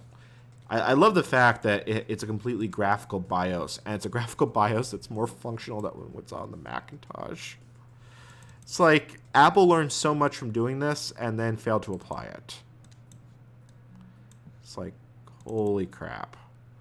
Let's try this. Is it? It's thinking about it. It's thinking about it. Okay, once the installation starts, I can crank up the emulator speed, and this will only take about 5 minutes. Apple Workshop Pascal System 3. So the development environment was split into the Lisa Workshop, which we're going to see, and then there were multiple versions of it. This is the Pascal version, which also includes a basic compiler. There's also one with a COBOL compiler and a Fortran compiler, which I think may have been licensed from Microsoft. I haven't cracked open the disks to take a look at the copyright strings, so let's hit install. There should be enough room on the profile hard drive. Yes, please. No, let's not erase, because you actually do need, that's a trick question. You actually do need the Office system installed. Workbench will not work correctly without it, because the editor is a Workbench program, or at least it loads code from Workbench. Hold on. Workbench. I'm sorry, I don't know why I keep calling it Workbench. It's called Workshop. Workbench is what they had for the Macintosh. That was the Macintosh Programmer's Workbench. And I think the name just became so ingrained in my head, because they used that all the way up to from macOS 3 all the way up to macOS 10 server.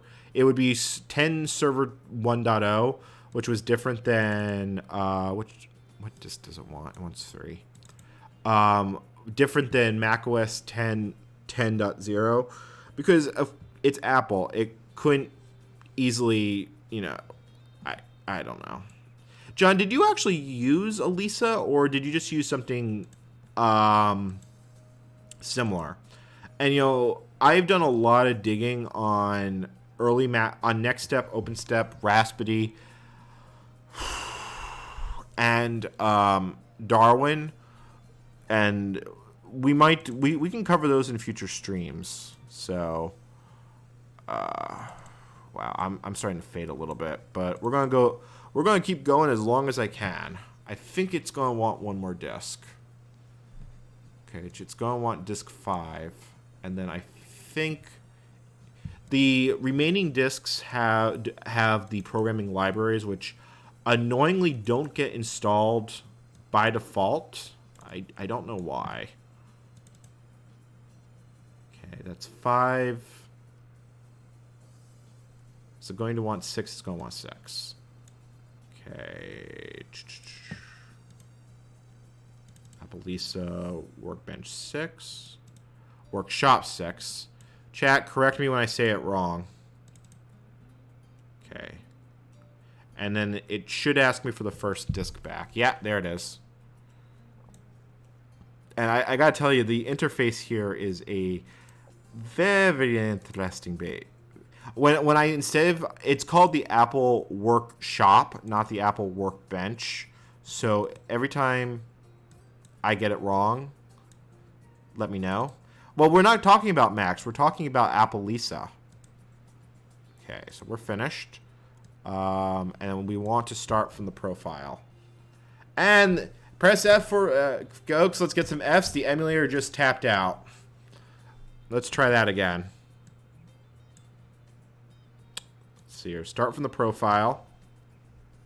And now we have the environments menu, which was hidden from us before. This is where you choose your operating system. So I can go to the Office system, or I can go to the Workshop. And if I had Xenix installed, it would show up on this list too. Folks, I want you to stop and think about this. This is 1980s Apple supporting multi-boot environments. And they had their own Unix. They had Xenix, which they licensed from Microsoft. It's a little bit mind-blowing. I know they have Boot Camp nowadays, but for someone who actually used Classic Mac for a lot of versions, yeah. So this is Workshop. It looks like shit. So let's see if I can remember how to actually use this. They had a version of this for the Apple II. So the way you refer to volume names, none of the tools except the editor is graphical, is you have to put a hyphen and then you have to put the drive label or the volume. In this case, I'm putting PowerPort because that's where the profile is. A second hyphen, and then the equal sign is the wildcard. And now we can actually see what the files are on disk. Like, we can see the shared libraries. Here's the font library. Some of these were installed by the Apple Work System. Some of them belong to the Office system. Let's see. Like, we have paper.txt. That is part of one of the stationary pads. We should be... If we go further down, and give me a moment to take a drink.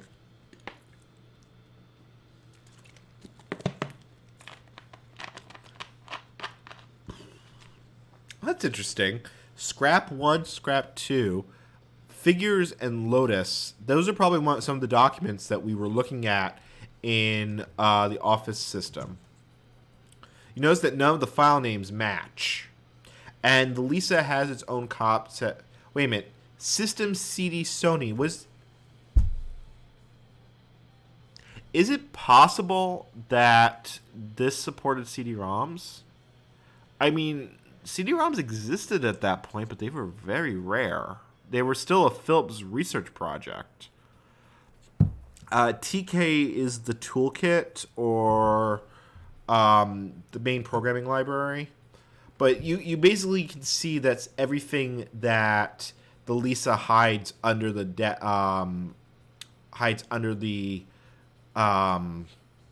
hood when you look at this. So we still have quite a bit of free space left on the profile. We've used about a quarter of it. So, you know, I actually know where a I think I need to show this on camera. Let me pull the PDF up, and then we'll go for the full thing. I'm starting to lose my voice here, folks, so I don't know. I'm not tired, but let's see here. I would love to make it to midnight, so let's see how long we may go. I'm going for my documentation folder. So if we go full screen, I have the Lisa Toolkit self-paced tutorial. This teaches you how to program Hello World, because Hello World for the Apple Lisa is phenomenally long because you have to link it to Toolkit and write a lot of application code. Like, so what is Toolkit? Toolkit is an application development environment for the Lisa 7.7 Office system. The Office system was called 7.7 because the 7 basic apps that Apple gave you on the disk. Yeah, it's even worse than Apple Windows 1. Let me see if I can find... And they don't even give it to you in digital form. You had to type it in from this document. Like, this is like the... Let's see. I know it's in here. How far down the rabbit hole am I going to go? This is not the greatest scan. Let's see here. Lisa... So, like, to just draw a box on screen is this. I mean, this is not to do anything useful. And this is not a complete... Is this complete? T-box process. This might be a complete Lisa application. And then this is the make file for it down here. And I know the font is tiny. Let me crank this up a couple notches. The large problem is that the Lisa requires a ridiculous amount of boilerplate code to actually do anything. I mean, we could work through these. Do we want to learn more? Let me see here. Let's take a look and find where the programming course starts. So this is how the Lisa operating system was built up. So here's Quick Draw. This is classical or Pascal with classes, basically C++ but Pascal. Apple used Pascal a long time. You had a full library system, which was really rare for the operating systems of the era. They were on Unix, but these are dynamic libraries. These aren't statically linked as far as I know. So Here's the generic bits of toolkits. And like, let me read some of these sentences. Rarely do end users invoke desktop applications directly. They use them indirectly through documents. The structure of a generic application is in large part due to the role that documents play on the Lisa desktop. Like, you are not supposed to run applications directly on the Lisa. You can, but you're not supposed to. Like, we saw Calculator, which was one of the very few applications. Then the documents are associated. The documents have an internal code type, and this is sounding a lot like Apple's creator and type codes. Have yourself a biscuit, because this is where it came from. So this is how you create the master stationery. And wait a minute. Let's follow the moment in the life of an icon to help shed some light on the nature and structure of toolkit documents. Warning, this story may be offensive to hardcore engineers. Should I read this? Yeah, I think I need to read this out loud. Imagine, if you will, that you are back at the office. You are sitting at your private, 5 guys around you, and they call it private cubicle, preparing to do some useful work on your Lisa. You bring up the office system and grab a cup of coffee while it's setting up. Obviously, Apple knew that this machine had some speed problems. The coffee is particularly good this morning. This is obviously Apple and Steve Jobs before he went full vegetarian. You grab your mouse and send your cursor in search of the icon you clicked last week. There it is, Memo 1073. You like to produce memos. A quick double click of Memo 1073 and things really start to happen. This sounds like the worst bit of fiction I've ever written. I'm sorry, I gotta keep going because this is like... Where is Neo when you need him? This would trigger him. A window materializes and the icon disappears. It doesn't even appear that the icon has left a shadow. Jack, I was trying not to go there. I think that, you know what? Maybe the IBM PC network was cheating with the Lisa, and this is where we got the DOS compatible Apple Macs of. Those were in fact a thing. A window materializes and the icon disappears. So it doesn't even appear the icon has left a shadow this time. Oh God, this sounds like a murder mystery here, folks. Well, nothing to break your heart. Memo 1073 has been abandoned. It's the bravest. It's like the bravest toaster. It's like the appliances. Oh. Okay. You wait a few seconds and presto! The window fills up with words and pictures. There's some sort of dark blank line splitting your windows. You try to get rid of them, but they won't go away. After that great cup of coffee, though, they don't seem to bother you as much as now. I'm sorry, I'm having pictures of people dealing with graphical corruption by ignoring it. This is what this sounds like. Okay. Finally, the name at the top of the bar has changed to the inverse video. Yeah, Apple wrote their own fan fiction. God, where's Foon turning when we need him? Because I think we could do a dramatic reading between him and me. And let's see here. Finally, the name at the top bar of the window has been changed to inverse video. And next, the cursor makes its debut. You start typing and mousing merrily away. It is being recorded as the Twitch VOD. So yes, so the moment I end the stream, the VOD will be available roughly within an hour. So yeah, we should download it. Side Pocket can do that because he has the administrative account and he can export to YouTube. But I think we should do it as a giant dramatic reading. But next, the cursor makes its debut. Bum, bum, bum, bum. You start typing and mousing merrily away. I shouldn't actually type on my keyboard because it might do things. You're hoping to finish this memo by tonight. What is he writing a memo about? 11 a.m. arrives, and you're still busy on memo 1073. Your boss walks in. Looks like she has something important on her mind. Okay, Jack, we just got to the sex. Good God, you forgot to turn your monthly status report. Correction, it's sex meets with office space. But first, you better put the memo away. Why concern her of the deal you're trying to make with her boss? Folks, I'm not making this up. You are... Okay, I'm going to change the window view so you can see this a lot clearly. I am not making this shit up. This is what it actually says. Again, not making this up. Disclaimer. Okay. All right. So we have a programmer that, a guy using an Apple Lisa with a memo that is sending a memo to her boss's boss. Why is this in the self-guided tutorial document? This is how you learn to program a Lisa. You double-click the icon in the top of the bar and heave a heavy sigh of release as the evidence quickly disappears.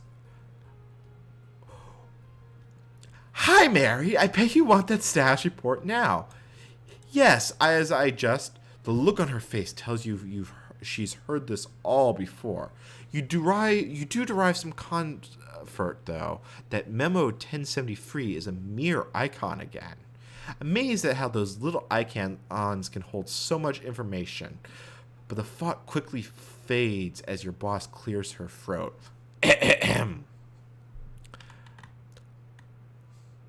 Wait a minute. The internals of where's the rest of it?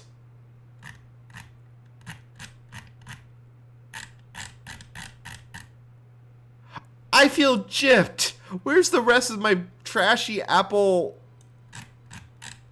No, page 22, page 23.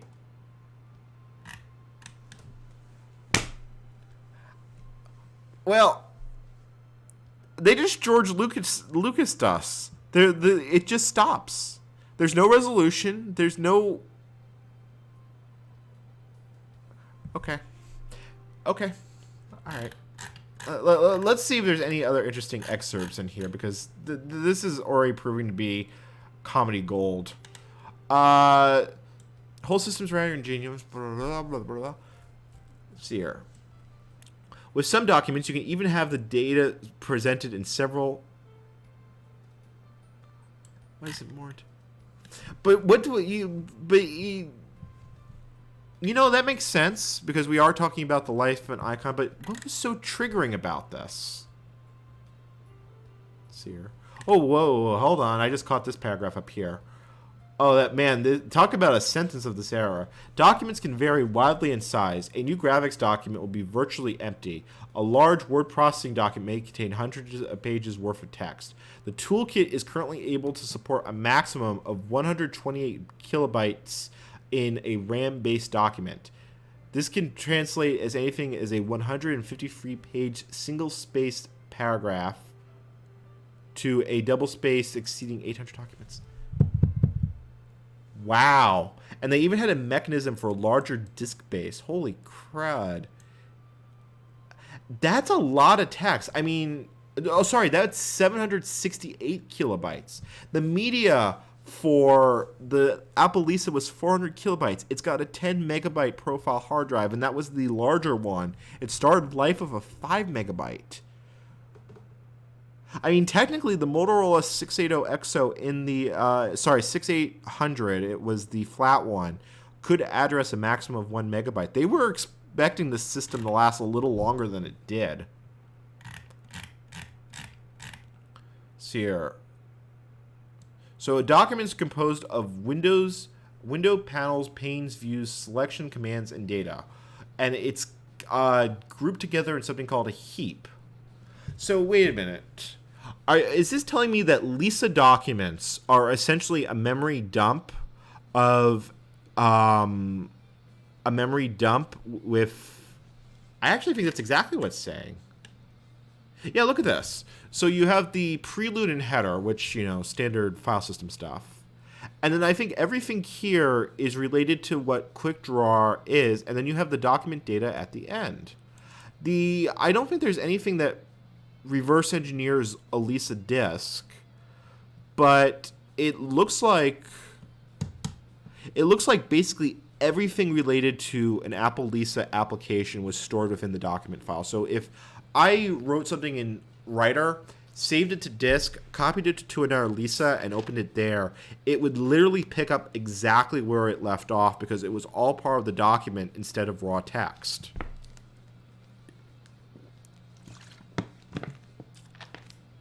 I mean, Apple did similar things with the resource fork, but wow, that is remarkably advanced for its era. Hell, I can't even get that to work reliably on a Linux system in 2020. Or a Mac system with this. Sorry. So this was all made up of heaps. Holy cow.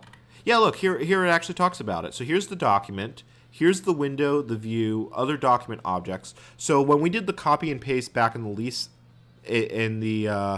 Lisa, was it a 7? Let's see here. 1, 2, 3, 4, 5, 6, 7, 8. 8. So, holy cow. So basically, it's a combination of a process memory dump and document data. I can't decide if that's ingenious or idiotic, because it basically means that your documents are tied across, forward compatibility of Lisa documents is going to be a problem. And God help you if you have to get data out of it. Okay. Creating from the generic application. Do you guys want me to actually type this in and actually see if we can compile it? Let me see. Let me see if I can figure out how to do this. Every toolkit application starts by creating a new process object. It is a process by which every other object gets created within a new document. C sample simply exists for creating and initializing the process. So, okay, so what this is basically the equivalent of is DLL main in a dynamic linked library. This loads the application as common code, and then the rest is instance. Because look at this. It talks about initializing global variables to processes. I feel like Microsoft was taking some serious notes, and Microsoft had Lisa systems. They ported Xenix, Unix to the Lisa, and then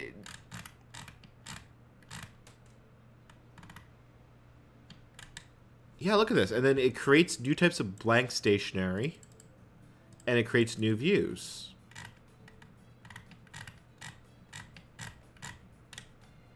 And then goes through the entire initialization. Holy cow. This is ridiculously engineered.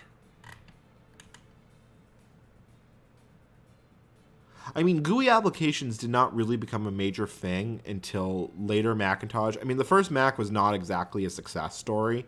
It wasn't until about the Macintosh Plus, which could be upgraded to 4 megabytes of RAM, and Quark Express, or I guess it was InDesign at that point, was the real killer app for the early Macintosh, because it could do what you see is what you get graphics.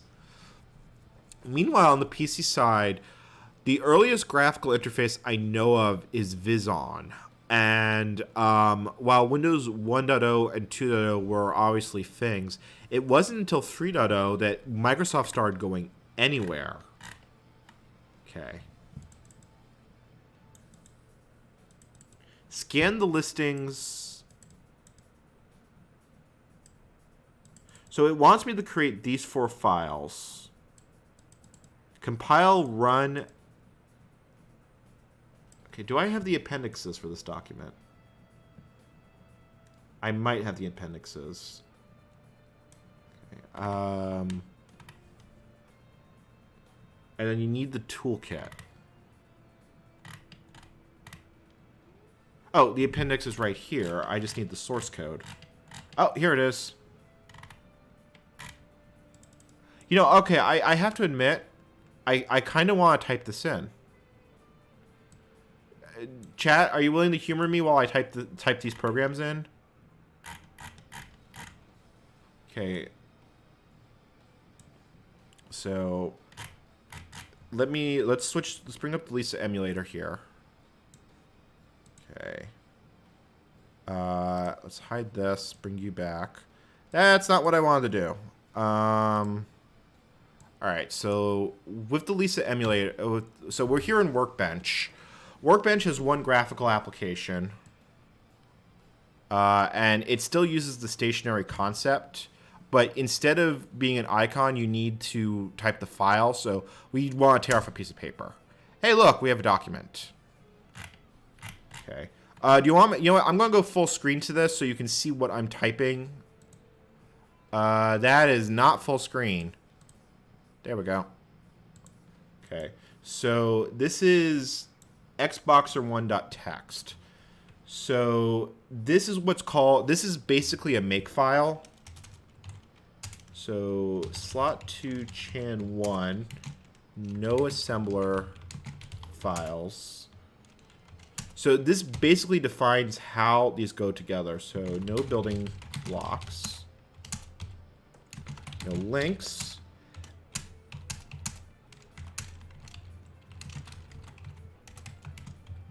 Okay. So, all right, let's save. All right, so let's call you x1 boxer text. Okay, that's one down. Okay. This one, the next one's the phrase file, which, all right. Let's tear off a new piece of stationery.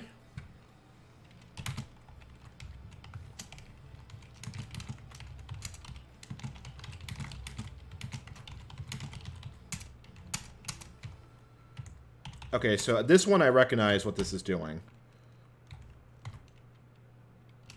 I can't tell if that's a pound or not. God, this is a really crummy OCR. Yeah, that's a pound key. TK PA BIC.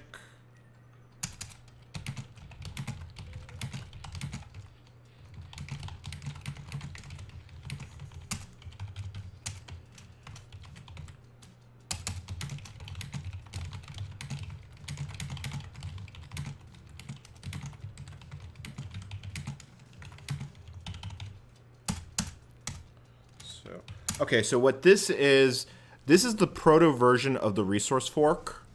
And what I'm basically defining right here is what's going to go in the menu bars. Because if you look at what I'm putting here on the left and what's in the menu bar, it's one and the same. So I believe 0 is the window menu or desk under the main operating system. So this would be the file menu. So file, print, set aside everything. And I think these are global functions. Set aside 102. Yeah, this is very similar to resource forks on classic Mac. But we had ResEdit. Actually, wait a minute. ResEdit came later. Early Macintosh development was done on the Lisa and cross-compiled from the Lisa desktop, from the Lisa workshop to the Mac. And there's a full set of development files. I actually have them that combine these two things. So printer. So print. Got that one wrong. Oh, that key don't work. That key no worky.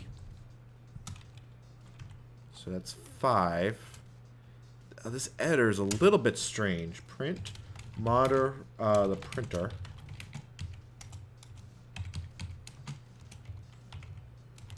See, I can't tell there's supposed to be a space between these. This is such a low quality scan. Buzzwords. Set aside document.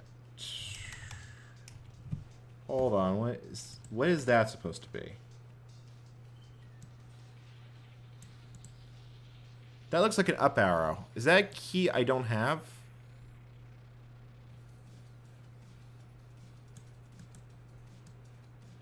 Let's see here. All right, well, let's try that in quotes and see if that works. You know, let's just try it without and see if that works. We may not be able to compile this because we may not have the keys on this keyboard to actually do so. And then this says put a 0 at the end, and we save this as save and put away. We are going to save you as p1boxer.txt. Notice that there's no graphical browse or anything in here. Okay. All right, so that one's pretty short. That one ain't. Holy cow, that is a long one. I may not have agreed to type this had I realized how long that is. That is a really long... Oh, and there's more! Holy cow, that is... What the F is this?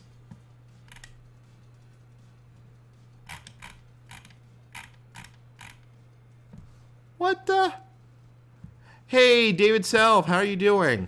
We are experimenting with doing horrible, horrible things to an Apple Lisa. I was typing in... You know what? I just feel like I overrode something. We're currently in Programmer Workbench. And I feel like typing this whole thing in, which is what I've got here on the left, is... typing this whole thing in is going to take a while. Okay, if people... Alright, let's see here. Save and put away. God, trying to actually type this whole thing in. Cue blocker. Why is there 2? Alright. Screw it. We're going for broke here. Red alert, folks. Red alert. Yeah, hold on. Tear off stationary. Okay. So this is the... We did this one. This is the phrase file. So we are here. So this is the main program. So program M1 Boxer. Let's see here. Uses... You know what, before we do this, I actually want to do something simpler. A while ago, I found a Hello World program example. Let's do that one first, and then we'll actually try typing one of these in. Because this is going to take me a while to type in. Let's see here. Hello World, Apple Lisa Workshop. And is this... Okay, so here it is. And I think, I remember correctly, he uploaded a digital copy of this that'll make it, at least I can see what I'm typing. Like, yeah, let me drop a link to this in chat. So this is like the final tutorial. We are doing programming on the Apple Lisa. What we started off with was a demonstration of the original Apple Lisa workshop and the 7.7 toolset. Then, let me close the adder. Let's not save changes. I went to Workbench, and Workshop, which is the development environment for the Apple Lisa. So we kind of got into a slight rabbit hole here. That's the wrong window. Slight rabbit hole here of experimenting for programming for this thing. Let's see here. Of course, it completely forgets my settings. That's fine. This is fine. This is all fine.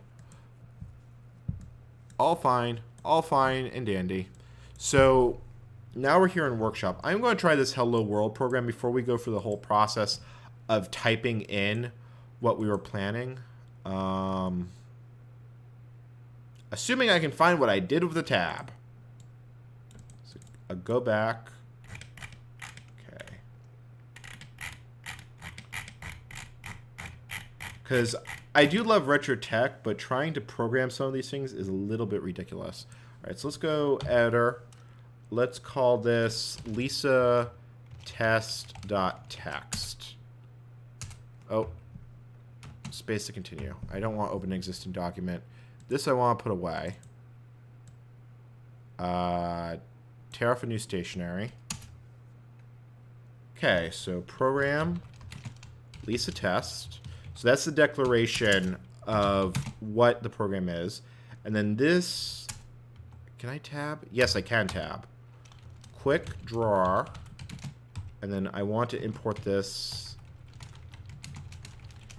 Some of this I recognize, but this is a very strange variant of Pascal. Like some of it, it's like, it's, how do I don't even know how to explain this in a good way. And it's not quick drawer, it's quick drawer. Oh boy. When we go to compile this is going to be interesting. Quick drawer. And not all my keys actually map.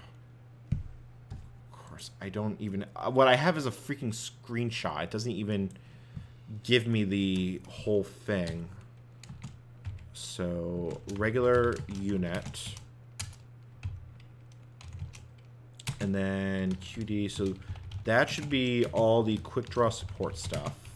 So, Dave Self, we stream every week on Wednesdays, 8 p.m. Eastern Time until I get tired. I'm N Commander, the crazy person that does these things. And I do a lot of retro tech. I sometimes do reverse engineering. I've done capture the flags. Tonight is a retro tech night. In the days, and if you follow me on Twitter, I talk about these things at length in the topics I'm going to cover. Let's see here, integer. Yeah, okay, now we're getting to what I remember about Pascal. That looks right. Okay, and then my port, which is graph port. Some of this is like I remember. Some of this reminds me of classic Mac programming, and then some of it not all. So that's a QD pointer, and then this takes bytes needed as an integer, and then it returns an integer. Begin. Right. I think this is case insensitive. I really hope it is. Heap full dying. I'm working from some example code I found, but this is about as small a hello world program as you can get. Okay, qd int. So this initializes the heap. I can't tell what symbol that is. Alright, I gotta look at his source code. Man. Why did I decide to do this? Why was this a good idea? Okay. Qt int. The problem is he didn't document and put that many comments of the Lisa OS toolkit sample. That's what I'm looking at right now. Yeah, the amount of boilerplate you need. So that's an @ sign. That is a really funky syntax for a pointer. Normal Pet might have done that? I don't actually remember. So heap buff 10,000. Because in Pascal you can pass a full array, and then you pass heap full as a function. Got that distinct feeling this is not going to compile when I try it. Okay. Then we need to open the port that we declared for the graphics. Move to move the cursor to 100 by 100. Draw string hello world.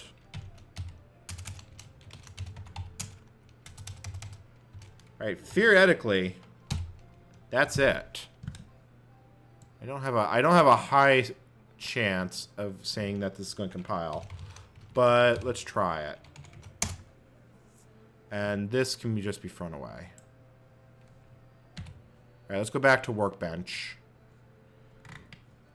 And let's see if we can actually compile that. So we want the Pascal compiler. Lisa test. Lisa text. List file, we don't have one. Output file, that's fine. Error in declaration part. File. Is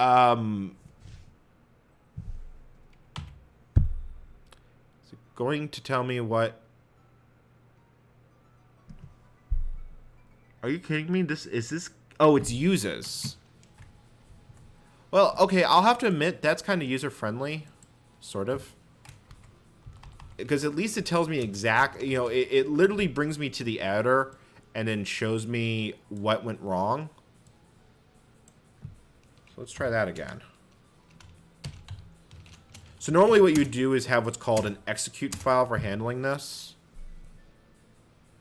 Unable to open uses file. Okay, that I actually know what the problem is here.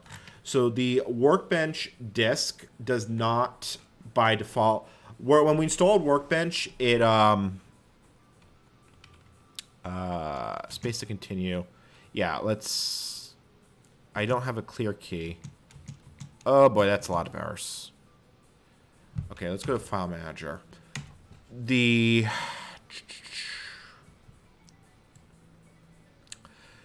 It only installed a minimal system when we installed the development environment. So let me put the workshop disks into the system. I've got to copy all the files from disks 7 to 9 onto the original.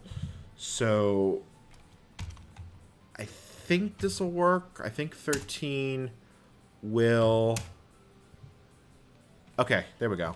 Yep. I want to copy all these files. Holy crap, this interface is archaic. Okay. All right. Okay. David, have a great night. Come back whenever you can. Okay, space to continue. Holy crap, more files. And it still hasn't actually done the copying bit. Although this is actually, you know, I'm going to throttle this down and run it at its native speed.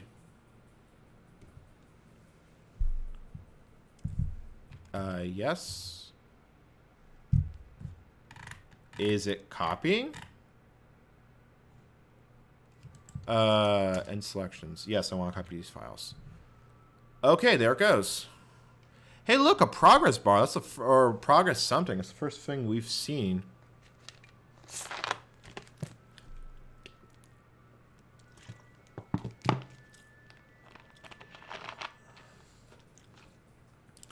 So, we're installing the developer support tools here. So while this copies, it's a good time to make a shout out, is that we are raising money for COVID-19 research. Our goal is to make raise $200 for this year. Not this year, for the month of May.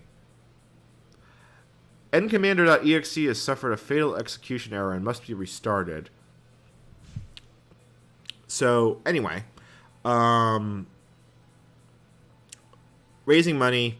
If you go to Twitch or follow the link that got posted in chat, every little bit helps. If we make it to 200, I will do a happy dance or something of that nature.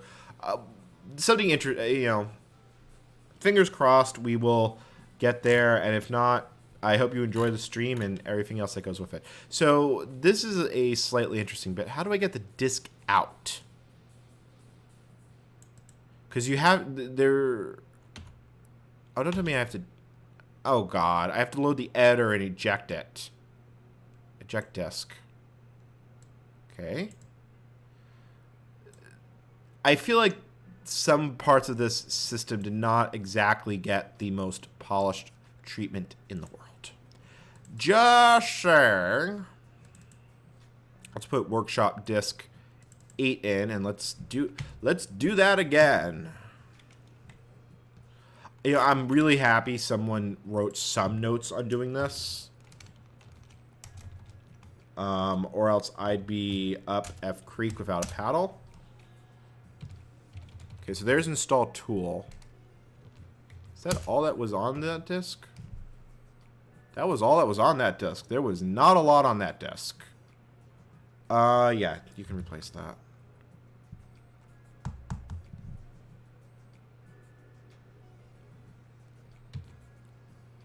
Let's see, I'm really surprised at how little's on that disk. Okay, so that's disk 8, and then the rest of the quick draw files. There's no way that was all that was on that desk. That was all that was on that desk. I stand very much corrected, and there's almost no free room on that desk. So, okay. Well, this is a fascinating look of how not to define a user interface.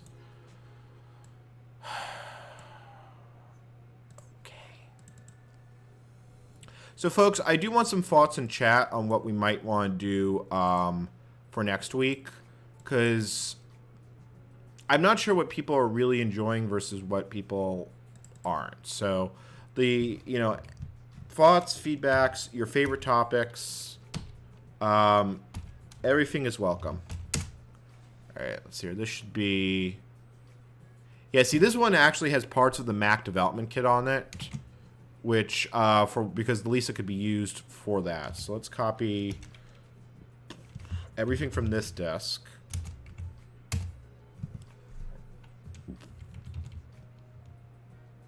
Okay. Lisa can just hold down Y and it'll do its thing. And then I want to copy these files and we're going to let that go.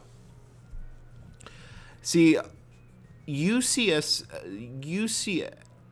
Pascal used a very similar system to this, and I've used that system on the Apple II, and it was a version for the IBM PC and other machines. So I have the feeling that Apple licensed that, and then they must have licensed it in a way that they could file the serial numbers off. So, okay. So that covers most of the missing things. There's a lot of support there. I mean, there's the support for the VT100 terminal type, mouse input, lots of sample stuff here. Some of these I might actually open that file up and see what's in there. I am a little curious on what's in that quick draw sample. Yes, you can replace that. Okay. Definitely not a speed demon, though. I will say that. Oh, it's done. It's done. All right, so let's go back. Let's load the Pascal compiler. Lisa text. I think this is a case-insensitive system. It is. So it should take us to our next compiler error.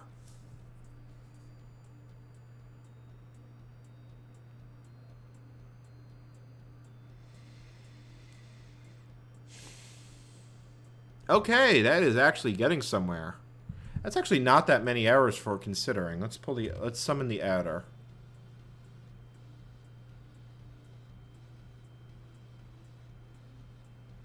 So, what did it not like? It did not like. Where? I don't even see. I think it didn't like the fact that this is a double quote. What does this use? Oh, it's a single quote. Ah, undo, undo, undo, undo, undo, undo. Actually, that's a Pascalism. Now that I think about it, Pascal strings were always single quote. Ada, I believe, lets you do a double quote. But Turbo Pascal, I mean, granted, we are really reaching back into the depths of my memory. All right, let's save that and put away. Let's try that again. I mean, I gotta say that this development workflow, aside from the fact that it's really slow, is not horrible.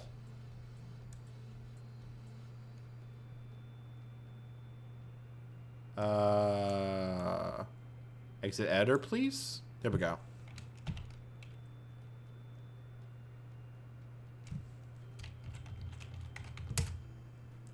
I mean, I'm a little annoyed with myself that I've been leaving it in turbo mode because I would like to keep this accurate to what the experience actually was like. Yeah, if you look at they licensed this from Sys Inc. Okay, we are down to, looks like one. Yeah, this was a linker problem, or because I forgot a character. Oh, we are getting closer there to Hello World on the Lisa.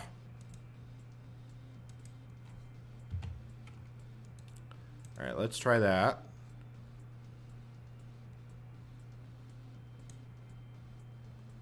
I mean, I'm starting to get a good feel of the system from here, because I'm starting to understand how it's all put together. I'm pretty sure if I ran through all the exercises in the book, I could write a pretty kick-ass Lisa program. I don't actually know what I would write, but as far as retro computers go, this is not a bad one to target. Like, if I was trying to do development for an Apple II with Apple Lisa, that's a lot more pain. Because the Apple II has so little memory, and it has the Lisa system for it doesn't support the profile hard drive for it. It really sucks. There's a lot of disk swapping involved.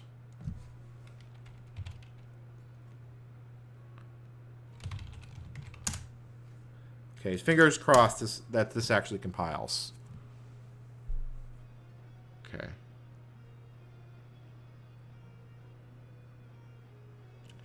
It's thinking about it. Guys, I'm going to just step away from the keyboard for a moment. I'll be right back. Oh, that was something. That did something. All right, I will be right back.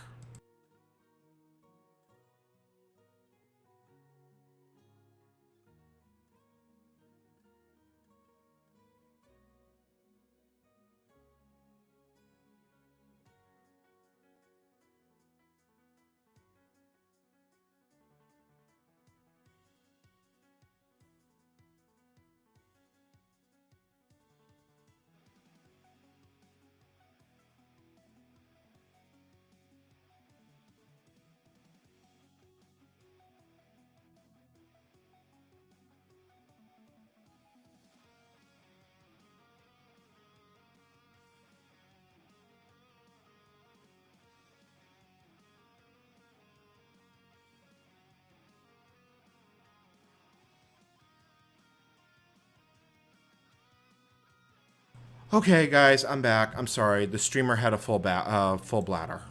Okay, so, guys, that is a successfully compiled Pascal file. So, in theory, we should be able to link it. There's the linker.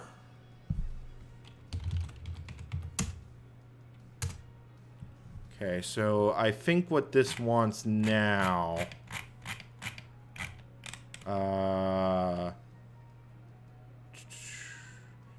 listing file. What the hell is a listing file? Oh, I know what this is. The listing file is basically where it's reading where all the objects are. So I want to do this from console. So the object file, Lisa test app. Because so unlike modern systems, this is a multi-step process. So we ran the code for the Pascal compiler. Now we're linking it. Then we need to do what's called an install tool step. And the install tool step will take this object file and convert it to a Lisa application. So let's see here. So let's try this. Oh, that no worky. That definitely no work. Okay, I like that. It's not, that's all, folks. Okay, so let's try that again. What did we do wrong here? So, listing files, Lisa text.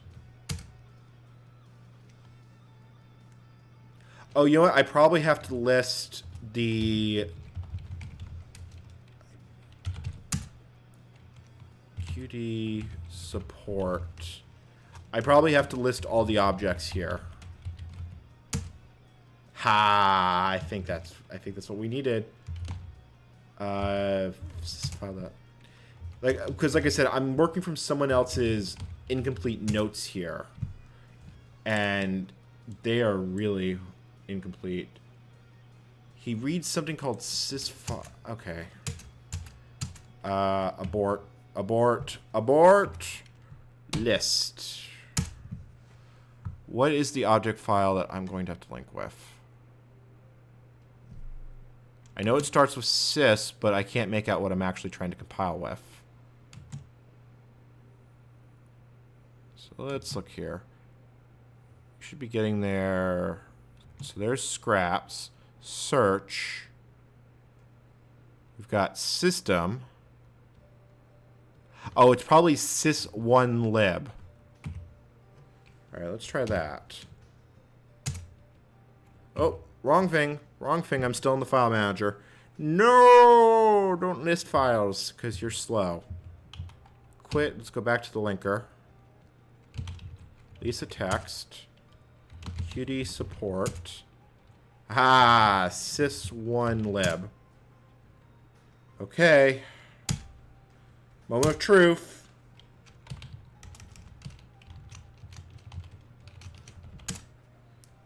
Come on. Link, link, link, link, link, link, link.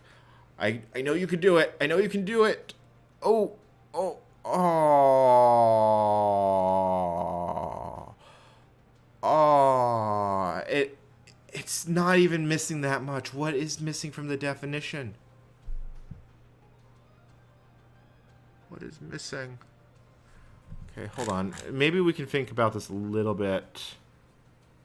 Ah, I missed a note here. Hold on. Okay, so there's another thing that needs to get glued in here to make this work. But again, I've got very blurry screenshots, which... that no help. Yeah, just out of curiosity, what the hell is in preferences?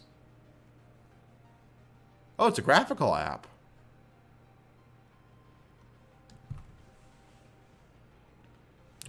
That's exactly what's in the... Yeah, okay, that's completely pointless. Let's... Yeah, see, I can see processors. I can change the output. I really don't want to do that. But in theory, you could use another terminal. You can also manage process state. So the only thing that's... Yeah, you see, you can see that editor is running in the background. You know, true multitasking. Because if I hit E, it should immediately pop up. It doesn't have to load from disk. Okay, so, but what I want to do... that was not what I wanted.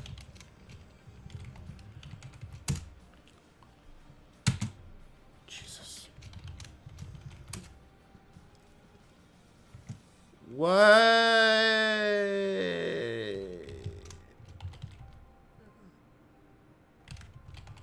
Am I going crazy here? I'm going crazy here. I'm definitely going crazy here. Open.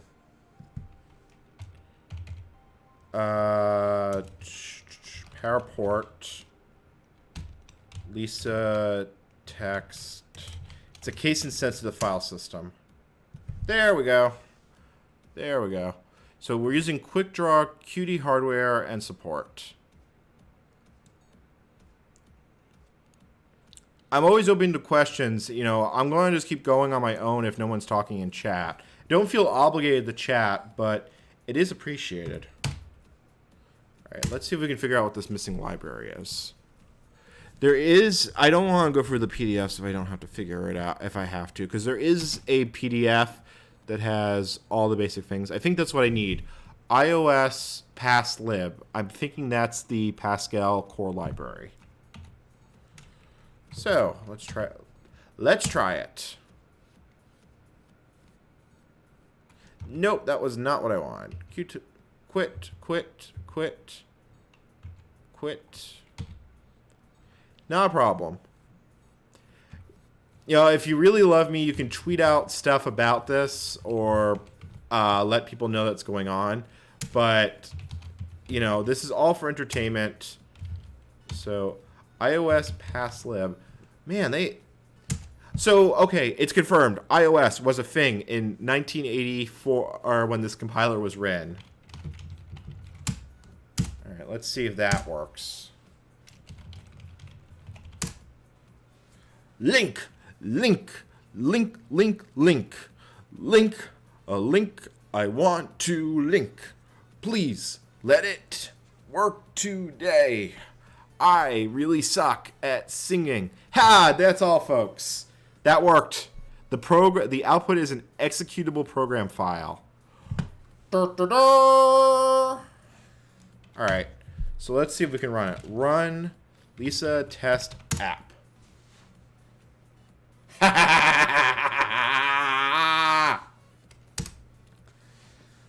Folks, that is Hello World.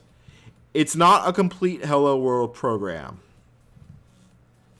but we can install it to the Office system. If we use install tool, what the install tool does is creates the metadata to install the program from the from Workshop to the 7.7 environment. So what we can do is, we can automatically override a tool. Because remember what I mentioned, that applications are actually called tools under the thing. Is there a Twitter post to retweet? Yes, there is actually. Okay, let me get the brain fail. Yes, now. Okay, things happened. Okay, sorry. So let's go PowerPort. Tool ID number 1337, because of course it is 1337. Does your tool create documents? No. The stationary opening rectangle. Yeah, no, that's fine. Please enter the name of your tool. Lisa test thing. Okay, so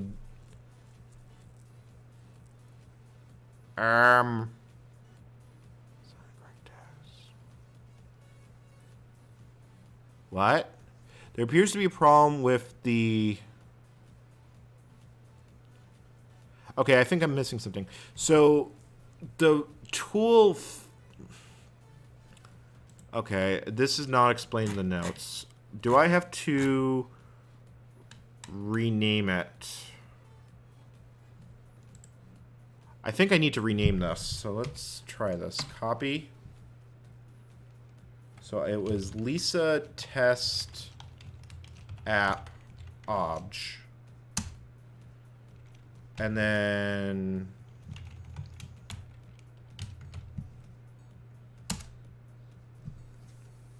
okay, let's try that again. Install tool. No, I don't want to rename that. I do not want to rename that.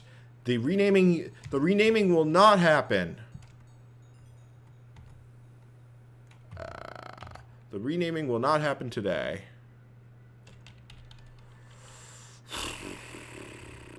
Okay, install tool. I do like it remembers the previous one. So, yes. It's on PowerPort, 1337. Tool does not create documents. That's fine. Lisa test thing. Oh, that did something. If the tool supports documents, create a design that appears, blah, blah, blah. Okay, so this is talking about fonts. Okay, so this will show up in Office, Office system. Let's reboot. This might crash the emulator.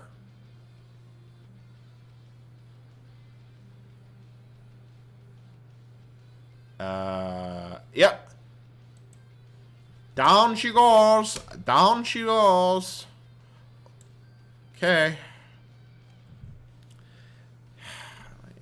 I'd be more annoyed if it crashed for other reasons, but let's see if this actually worked. Now, I know for a fact that there's not enough boilerplate in this for this to work properly, but I want to see our test application in the Office work system.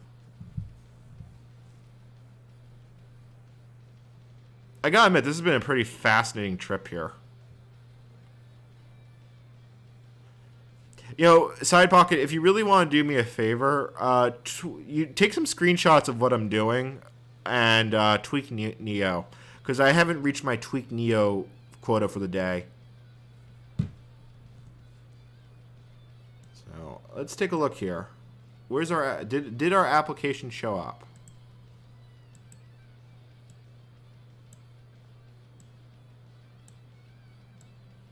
So we should have a Lisa test thing somewhere in here. Hello? Hello?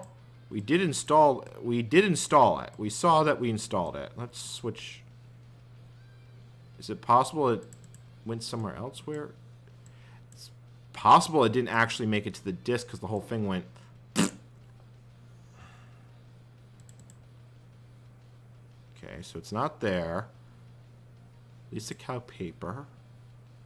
Let's switch views. Let's go to pictorial view. Is it hiding here? I'm not seeing it. We did a tool install. Maybe installing it to the profile hard drive didn't work. And of course, I can't see it because... Let's see, if we put... Just look at attributes disk. How much disk space is left in this thing? Not a lot. Okay, so I can't see it. All right, let's power down and go back to the workshop and see what happens. Okay, so power button. Start from profile. You know, let's put a blank disk in and let's try it from there. Yeah, let's see here. Yep, that's fine. So I should have a blank disk in the drive at the moment. Start. Because what I can do is I can install it to the disk. And then we can get a better idea of what happened. Okay, so let's see here.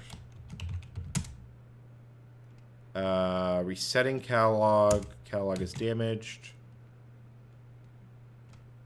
Oh, I might have to do this. Yeah, the disk isn't formatted. Right. Do you have a format command? You should. Mount.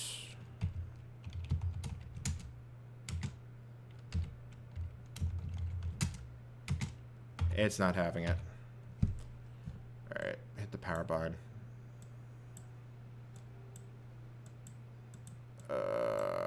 Yeah, we're going to have to go back into the Office system. Oh, there it goes. It locked up. It locked up.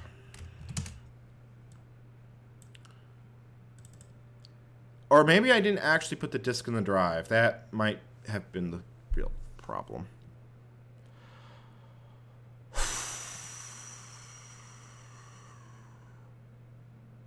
There are days where you win. There are days where you lose. There are days where N Commander has a brain. There are days where N Commander don't no have brain. Today is day where an N Commander no have brain. No brain whatsoever. I'm booting the Office system to successfully format my disk. Don't care. You know, if it gets corrupted, it gets corrupted, but it was in workshop. It wasn't running anything. There were no documents open. It should be okay. Oh man, I'm tempting fate. I am tempting fate hard with that sentence. There we go. That is exactly what I wanted to see.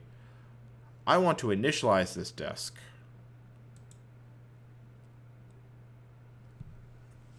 It is interesting that it uses the term microdiskette. I wonder if that was a Sony term for the 3¼ inch floppy disk that fell out.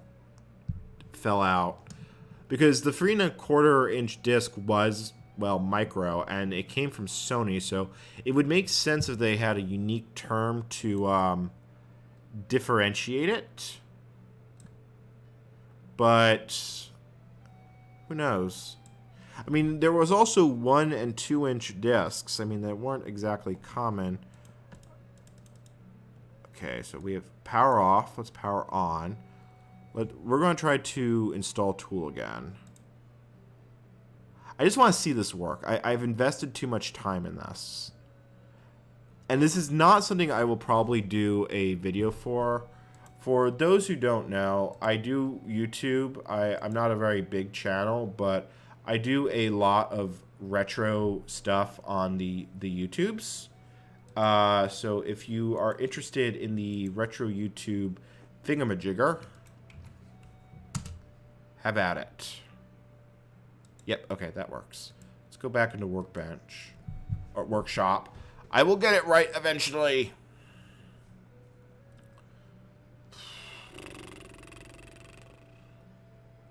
Okay, file manager. Can we actually read the floppy? I want to read your floppy. Wow, that sounds really wrong. I'm sorry. I am so sorry.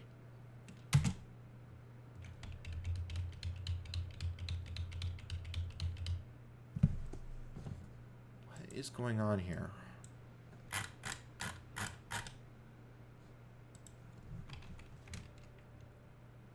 Is it possible that...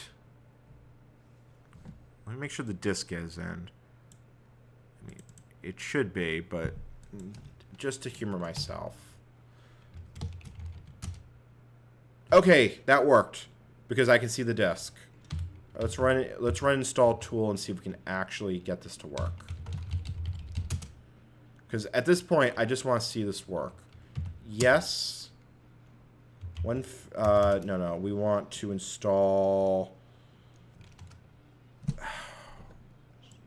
There is an actual name for this. Let me see if I can find it. If not, I'm going to have to break the book out. Let's see here. Is it slot A?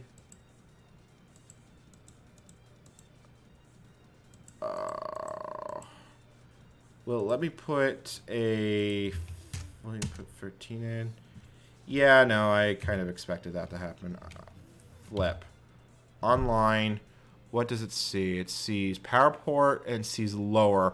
That's right. Lower is the name for drive A. Upper is the name for drive B, which probably makes sense. Well, if you think of how the Lisa physically looks. So let's put it. So upper. Oh, no, it was on lower, wasn't it? There we go. Okay.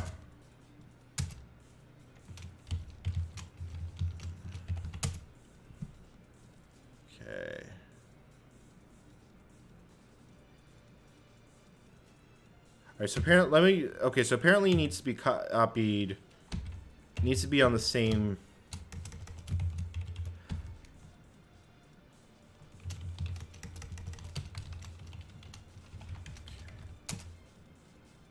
Copy to what new file? So apparently the test object is... Of course it's not. Of course it's not! So apparently the object file is both... No, hold on. This would be T1337 obj. And then we want to copy it to floppy disk as the same name, like that. Okay, so now that should be on the floppy disk.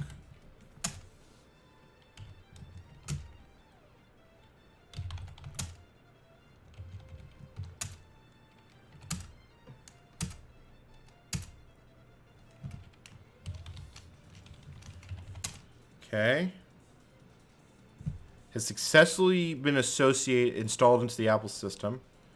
So theoretically, let's try this again. I want to leave the shell. And let's see. Can I just type another shell? Oh, yeah, look, I can switch right to Office System. Okay. So, folks, I'm sorry if I'm getting a little quiet here. Please forgive me.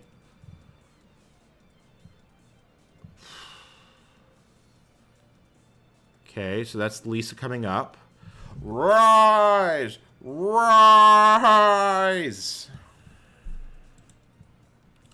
Let's see here. Definitely got a fair number of viewers on Twitch. Okay, let's see here. Okay, so there's our getting started. I think the disk got ejected, so let's put the disk in. You have the diskette here. Hey! Hey, look! Look, looky. There's our test application. Now, I'm pretty sure this is going to pretty much crash the Lisa system. Yep, it crashed. Down she goes. Down she goes. But look at that. We actually built a test application on the Apple Lisa. Okay, I have to admit, I'm kind of stoked right now just because this is probably about as obscure a system as you can get that still has its development tools, because a lot of these dinosaurs of, yesteryear, the source code has gone off to La La Land and go blah blah blah blah blah blah blah blah blah blah. Wow, sorry, that probably sounded really horrible.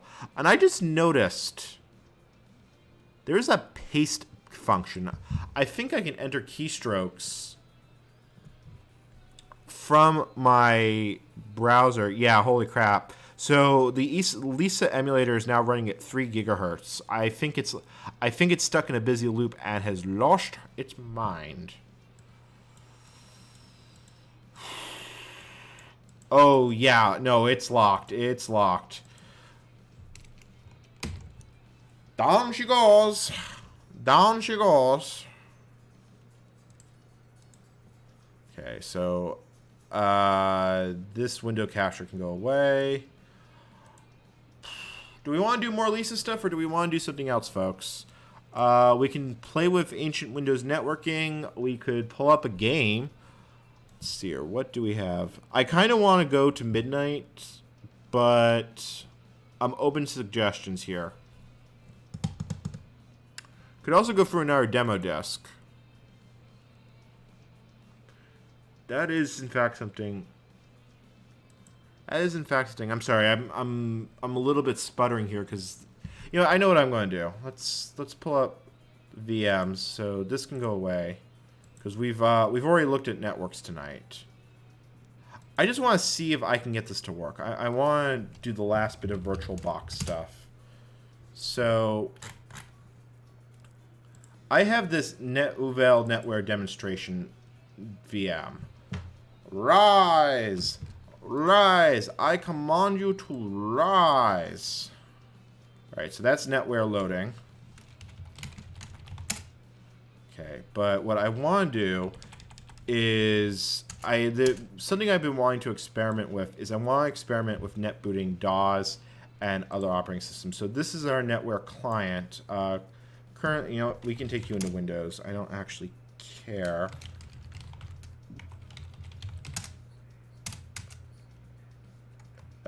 You can skip that. I gotta be honest, NetWare user experience sucks. There is no other way to describe it. So both of these should be on the same network. Yeah, you are both plugged into NetWare Bridge 0. So there's a reason we are going down this. Let me go to my VMs, my Cume folder. The reason we are going into crazy land here is I was able to recover the option ROM for AMD PC net cards. And the reason why that's interesting is that this is how we used to net boot things before we had Pixie. And this does it by emulating a floppy controller. So if I hit 4, yeah, there we go. So I would like to get Wireshark out, please. Because I actually want to see what's going on here. Wireshark. Okay, so here's our NetWare bridge. And right now there should be like no network traffic. Okay, so if I fire you up, I tell you to boot from legacy option ROM. Okay, that is something happening. Let's see, let's make a choice. Boot from 5. Why is that fatal? That should not be a fatal. What gives here? I've seen this work. Oh, wait a minute. I know it's... Did I? Yeah, I did. I commented out. Big brain moment here. It doesn't work if there's no actual NIC in the system. So if I did this correctly, I hit 1 here, I should start seeing, there it is. Now this is a really weird protocol. It runs on layer 2. It doesn't run on layer 3. So this is actually making, it's actually dependent on what type of Ethernet, network. So it will care about token ring and other things like it. So I'm sorry, I'm big braining here. So if I go, I want to actually take the hard drive out of this machine. So if there is the RPL module, which is the RPL stack. Now, I'm not completely sure that's going to work. But if it does, this should see it and now die with a new error. Well, it dies, but not the way it's supposed to.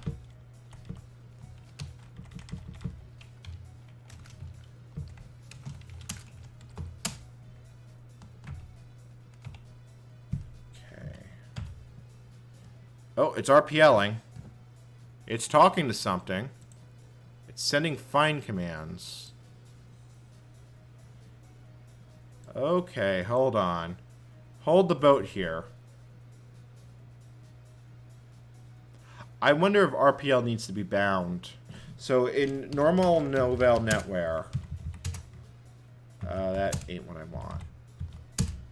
You have to bind things like IPX to network adapters. I wonder if you have to do that with the RPL module. Let's see here. Bind RPL PCNTNW. Frame type error. Ooh. I was not expecting that. That's...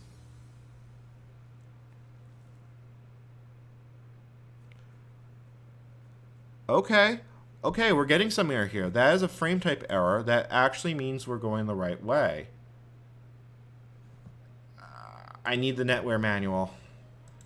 We need the manual for this because I don't remember what the commands are for this. But I want to see this work. Where is my NetWare manuals?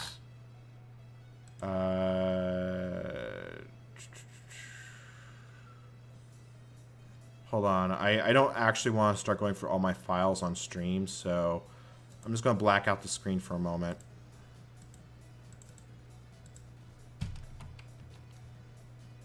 There it is.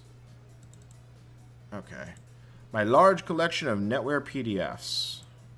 So what I'm looking for is the install manual, because the install manual actually has what I need here. So that's this one, which is under set the network, because what I need is to set the frame type. That's saying the permissions, the work groups, planning groups.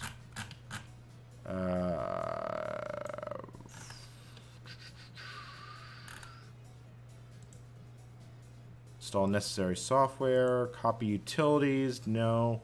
No, no. Okay, hold on. If we do a file search in this thing, will it actually, and I search for the one I know, here it is. Ethernet 2? Here it is. Ethernet 802.2. That's what we need to run. So let's load install. Now that's going to break that client, but I don't actually care. So Ethernet 8012.2. God, that is a weird thing to need. And I'm not entirely sure.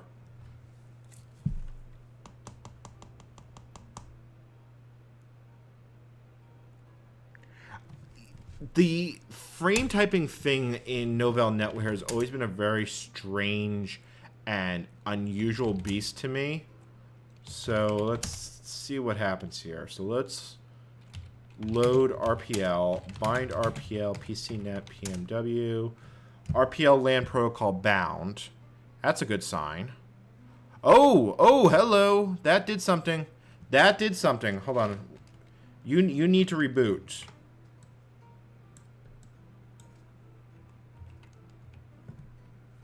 That actually did something. Boot from NetWare. RPL server detected on the network. Unable to open net DAWs. System halted. Hacking Windows 3.1. We were doing that earlier a little bit. Right now we're trying to net boot from a NetWare Novell server. So this client, since I reconfigured the network frame type, it's probably about to have a real bitch fest. Let me get in here. Net config. I need to tell it to use that. And then I need to reboot you.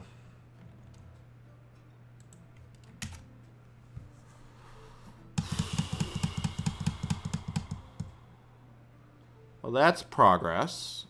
Okay, so now can we log in supervisor?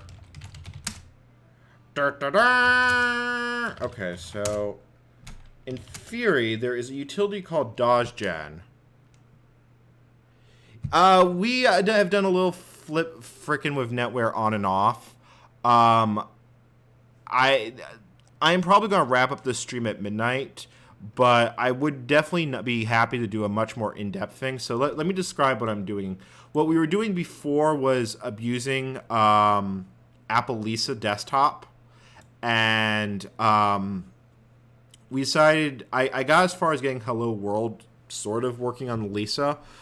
And I kind of ran out of content tonight, so this has sort of been an ongoing project I've had, is to get net booting working from NetWare to DAWs. Because a while ago, I managed to get a binary dump of the Novell NetWare ready firmware. And with a bunch of experimentation, if we hit the 5 button here, it now actually gets as far as finding the Novell NetWare server and then dies here. So I kind of want to see what a full diskless setup looks like. Let's see here. There was a workshop guide. The utility you have to run is called DOSGen, but I don't actually know how it works. So I kind of want to find the right manual. Problem is that these file names are utterly useless. It might be in this one. No, that's Workstation for OS 2. I'm guessing this is Workstation for Mac. DAWs and Windows. Da, da, da. Here we go. Booting DAWs workstation. Okay. So let's take a look here. So this talks about load RPM, RPL. So it comes with 5 bootstrap programs. That's fine. That's fine. This is all fine. So far, so good. So I actually, let's take a look here. If I pull out the good old Wireshark program here, what is it requesting? It's sending a search vector. This is probably the loader. And then it, yeah, okay, so it's downloading a network driver on the fly. It then tries to open file netdaws.sys, and then it goes down in flames. So that's called, what you need to do is called DOSGen. So I need to map the system partition. So do we have you somewhere? Yes, sort of, kind of.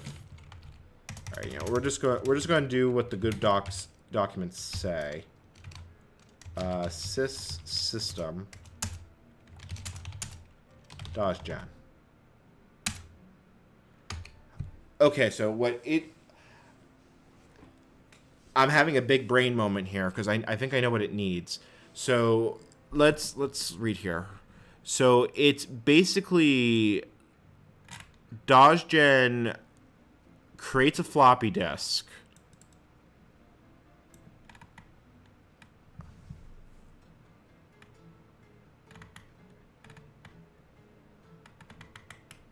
I've got to make a boot disk.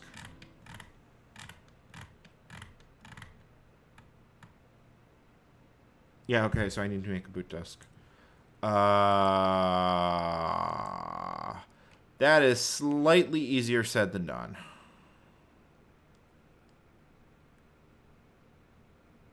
Okay.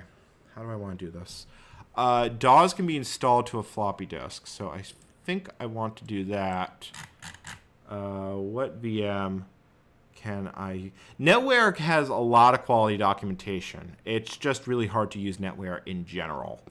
That was my general takeaway from my NetWare experience. I have a video going up on YouTube about it sometime this week. The editing is getting there. It's just going kind of slow. I want to add a second floppy device. There is a way to do this. Let's see here. Add. Let's see, I want to go to software. I want to, here we go, PC DAWs 3. NT was around, but I'll admit that NT had kind of, and when I kind of painful, and yeah, no, I'm just gonna say it was kind of painful. Okay, so let's create a new floppy disk. Where are we gonna put you? Because I just kind of want to see this work. I want to do a more in-depth video. If you want to see what some of my previous work in edited form, here you go. I've got 2 videos currently up, and I will have a third one on NetWare. Is Hello World for a Hello World for Windows 1.0, which is fascinating. I still have the VM set up, and it's something we could definitely explore a bit more. I'm sorry.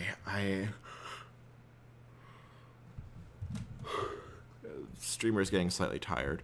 I do stream regularly, or at least more regularly. It is currently a weekly schedule every Wednesday from 8 p.m. to whenever I tap out, but I try to go to midnight. I also tweet regularly on Twitter and the YouTubes.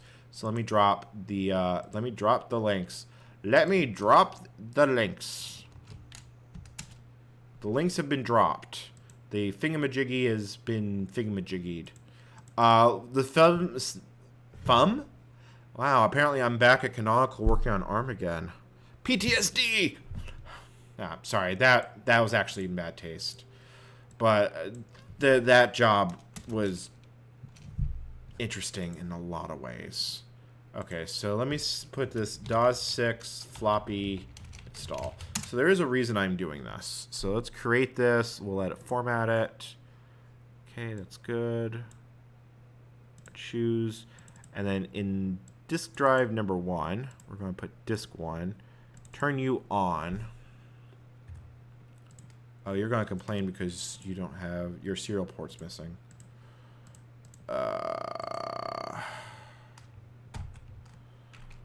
Floppy disk. DAWs can be installed to a floppy disk. I appreciate that. So if we hit F7 here, I want to install DAWs to a floppy disk. I want to install it to the B drive. Let's see here. Provide. Label the disk as startup. Okay. All right, we are getting something. I don't think I've ever installed MS-DOS to a floppy disk like this. I've always known that option was there, but I don't think I have ever used it. So this is something new. Let's see, I need to put disk 2 in. I know it's in here. There it is. Set up disk 2. Oh, it even wants files from disk 3. Holy cow, this is fancy. Okay, and then it wants me to put disk 1 back in. To drop me to a shell. So what was on here? Wow, that's actually a lot of stuff. It put QBasic, edit, drive space, and undelete. Holy cow, that is a lot of things. And it still has a little less than a megabyte. Oh, wow, I'm an idiot. I just realized my chat mistake. There are days. There are days. We are suffering from a streamer is tired problem, but okay, let's do this. You know, I do want to make a snapshot of this VM before I futz with it further. So let me down this. The reason I want to is because I'm going to do this further videos on this. So let me power this off, snapshot it, and then we'll bring it back up.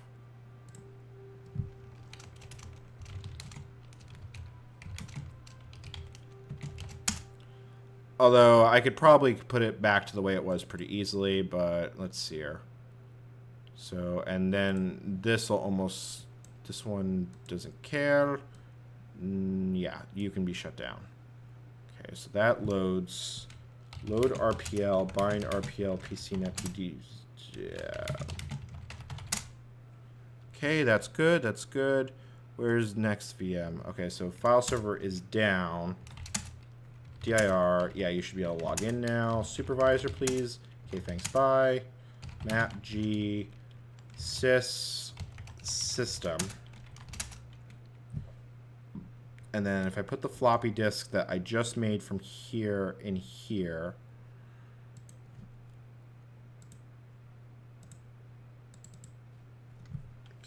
Okay, dir a DOSGen. Transferring data to net. Okay, so in theory, fingers crossed here, folks. This should work. QBasic, yes, QBasic. Let's see if we can net boot. There is no hard drive on this system. It's thinking about it. RPL server detected. Sequencing. Oh, it's doing something. Aww. Aww. What happened? Let's see here. Did it... So there's netdos.sys here. Where did...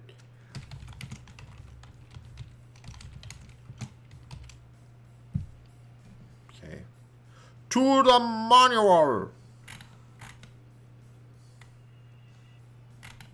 Where does this have to be? I think this has to be on the login partition, don't you? Let's see here.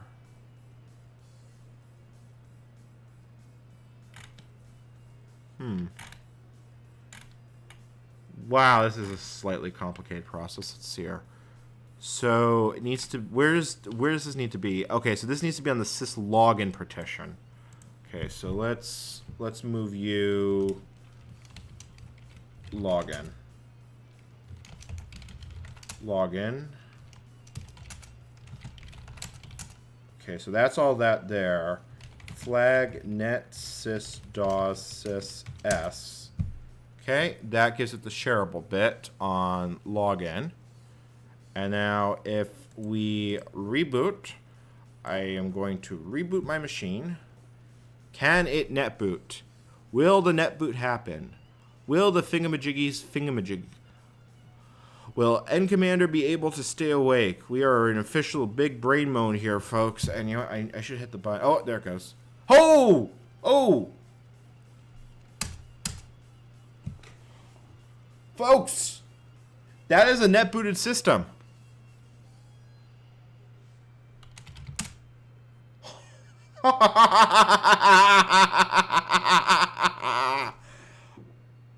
That is net booted over network. Hold on.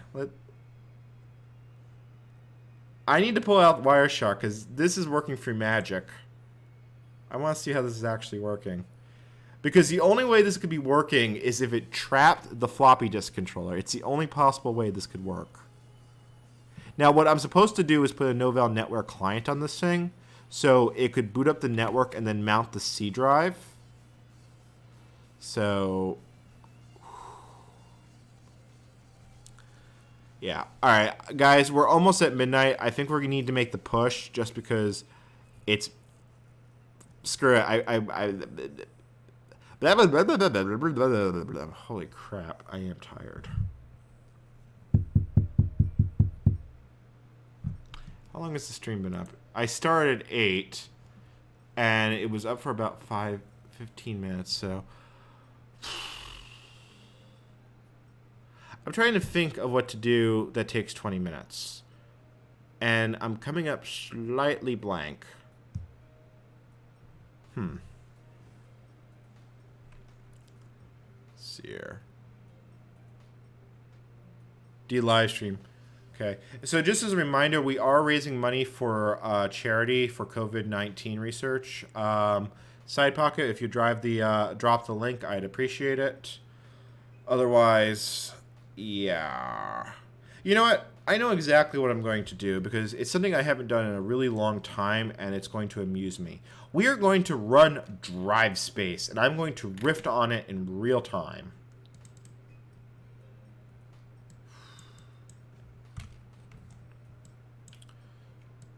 I don't know why I'm doing this. I just kind of want to do this because it amuses me. So let's run Drive Space. Welcome to the Drive Space setup. The setup program for Drive Space frees space on your hard drive by compressing the existing files on the disk. Setup also loads drivespace.bin, the portion of MS-DOS that provides access to Drive Space compressed drives. Drive Space bin requires 40 megabytes of 40 megabytes. Sorry, no, 40 kilobytes. It's not an Electron app here, folks.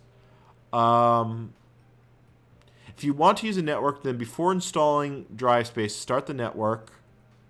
Okay. You know what? Let's learn more about Drive Space. Holy crap, that's documentation. That is documentation. It checks disk compression, reliability, and compresses the drive of your choice. So one thing I really want to check, and I have to recover a version of MS. You know what? Since we're only doing one machine, let me focus the window. That'll make a nicer viewer experience here. I'm sorry. I derped. I done derped. I derped. But one thing I've always been a little curious on is Microsoft DOS 6 had double space. And DOS 6...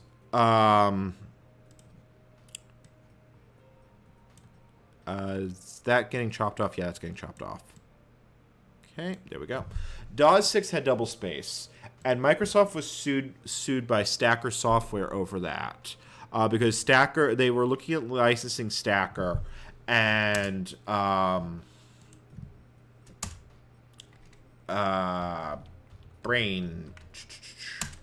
licensing Stacker, and Stacker alleged that Microsoft engineers used part of their proprietary technology.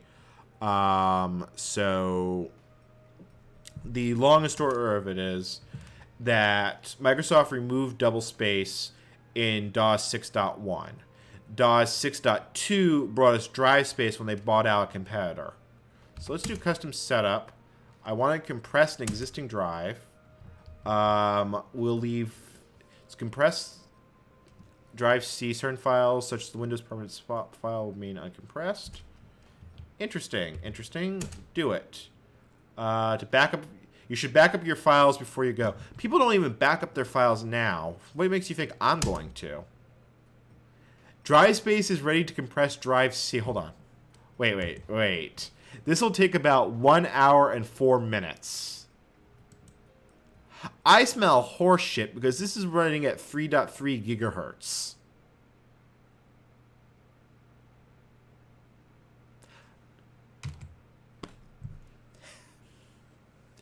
Oh man, I haven't seen that in a long time. That was like the fastest scan disk ever. Look, there it goes. Time left, 1 hour, 5 minutes. This is so stupid.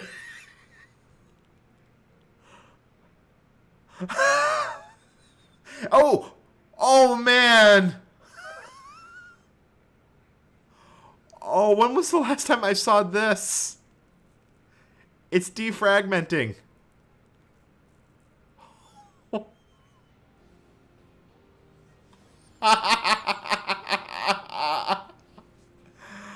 Oh my god. The time machine has...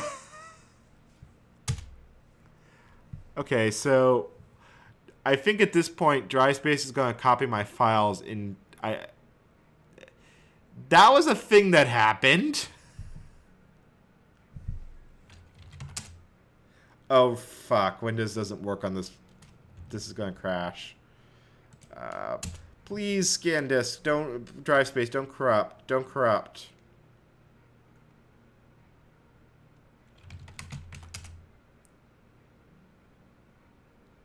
Oh, this is a bad sign.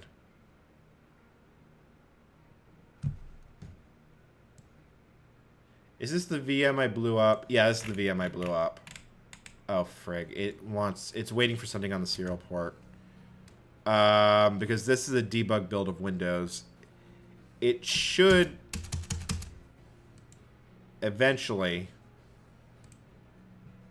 and when I say eventually, I mean probably not at all, time out. Flip. Hold on. Let me open Telnet. It should be listening on Telnet. There we go. Wow, that did not do anything good to the stream. Let's get that. I want to take a look at the graphical stuff, because there was some drive components in here.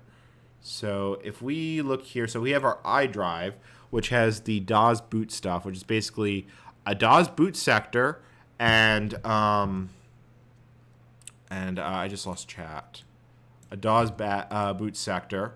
And then we have our compressed drive, MS-DOS 6. And there should be... Hold up. That's from Windows 95. That pie graph.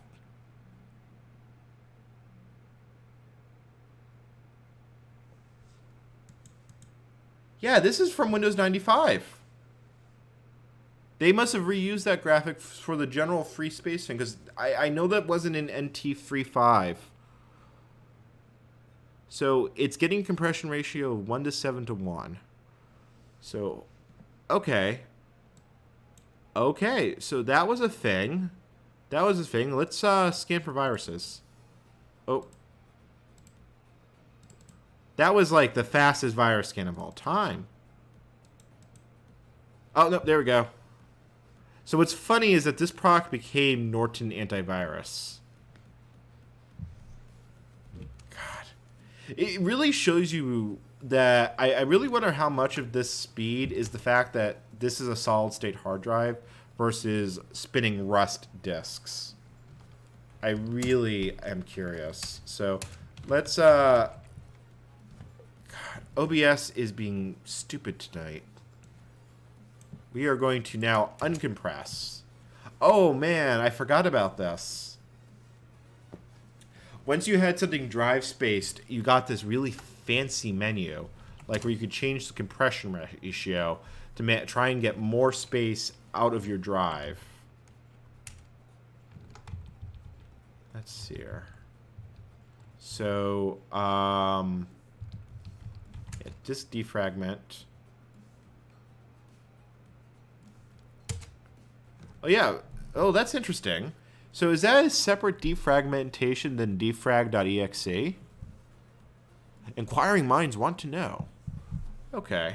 All right. Let's now undo the process.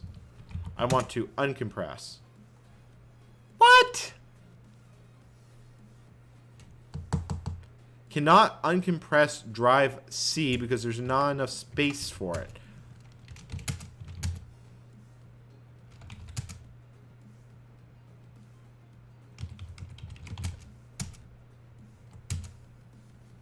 Wait, okay, so here we go.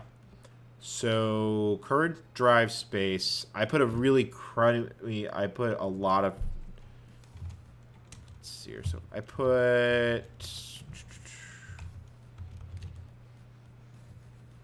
okay, let's see here, if I give it 40, you know, I'm remembering this is coming back to me and all the bad about it, why drive space was a horrible, horrible, horrible idea. Why did I do this?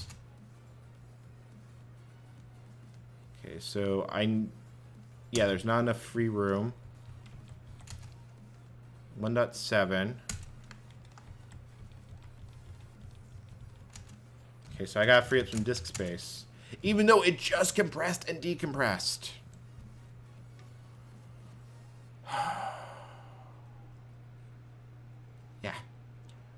What can we send to the BitBen? I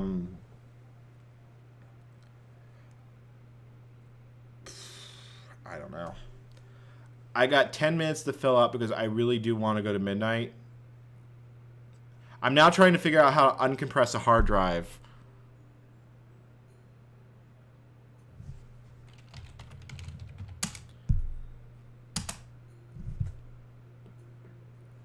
Okay. Why? Wow, this is MS backup. Processor speed test. This is going to end well. Hard drive read test. Wow. Okay, that's... Now, wait a minute. Wait a minute. How the hell did they come to some of those numbers? So I could probably back up the whole hard drive over the network. Or did... exit. Hold on, wait a minute. Why do I have a D drive? What's in D drive? D drive is... Yeah, I haven't got a fucking clue what D drive is. Yeah, let's see what's in temp. Yeah, temp directory is empty. The thing is, we all saw it together here on stream. Let's see here. We need to free... It doesn't need much. God. Why did I think compressing this was a good idea? Alright. There's probably parts of MS... Okay, this help section can go away.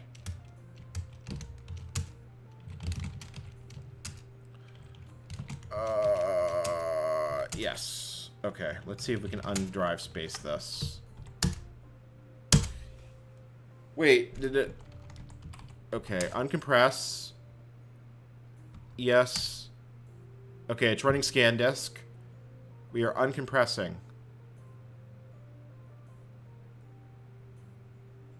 Wow, it's running a lot of scan disk. Okay. Wow, this is a screwy process. I feel like I need to do a video.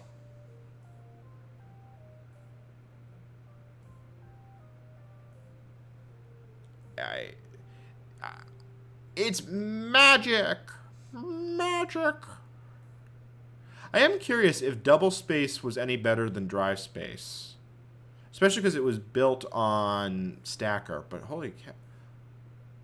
Okay, so it must be defragmenting the drive to try and get enough blocks. But dear God, this is like made on drugs. Yeah, we can lose that.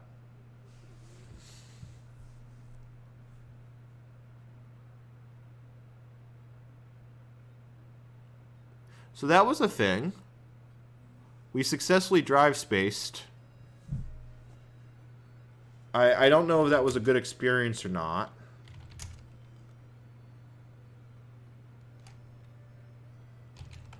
Well, it's running on a solid-state hard drive on a 3.3 gigahertz processor. Ooh, look, a verify error. That's Microsoft antivirus having issues. What's amazing is, let's see here, what was it? How do we, so the way this can work is because Microsoft amazingly understood that people wouldn't be able to get definitions. It basically checksums every file on the hard drive and then shits a brick if the checksum is changed between runs. So, the virus let's see here, is it F9? F9. So, I love the fact that it's got virus names like, I'm not even going to say it out loud. But I kind of want to find one of these viruses because I kind of want to see it go crazy. Holy cow, look, some of these things. Dark Avenger. Some of these, that's a debase destroy. Yeah, it supports 120 free... Do nothing virus.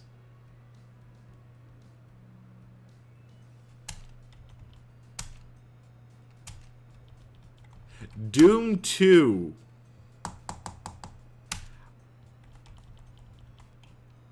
Oh, man. Yeah, we're just kind of screwing around right now, folks. I really... You know, I'm going to pull up the Windows time capsule.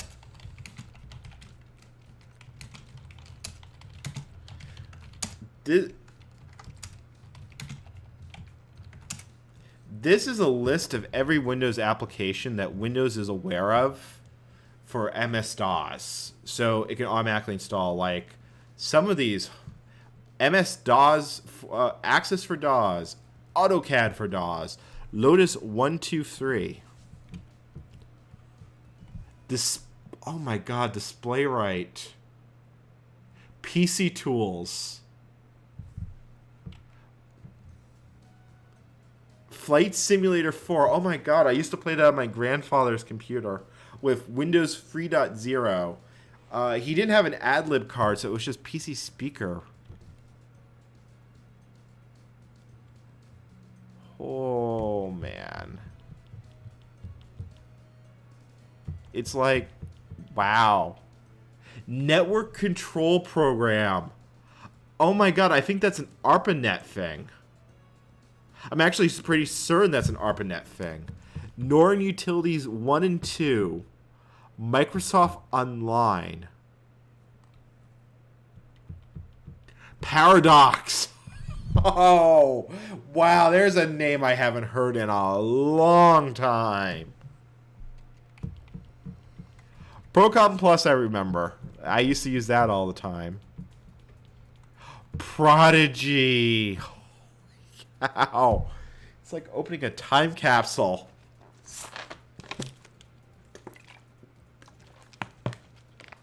Because these were all programs that were published when Windows 3.1 came out. Programmer Quicken! Holy crap, I didn't know. Let's see here. FTP R login. Arsh? Oh boy. Let's see here. Scheduler. Let's get the mouse out of the way. WordPerfect Office.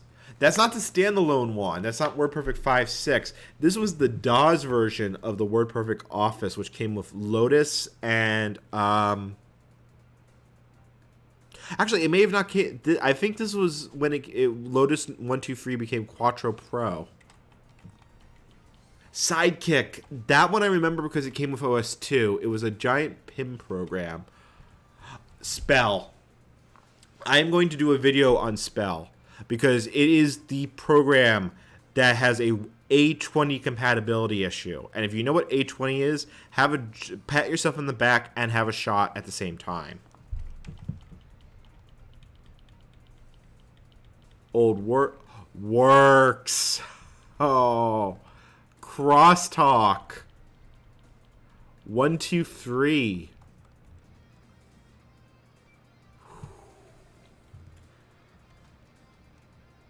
Pathworks. Oh man, there's so many good memories in here.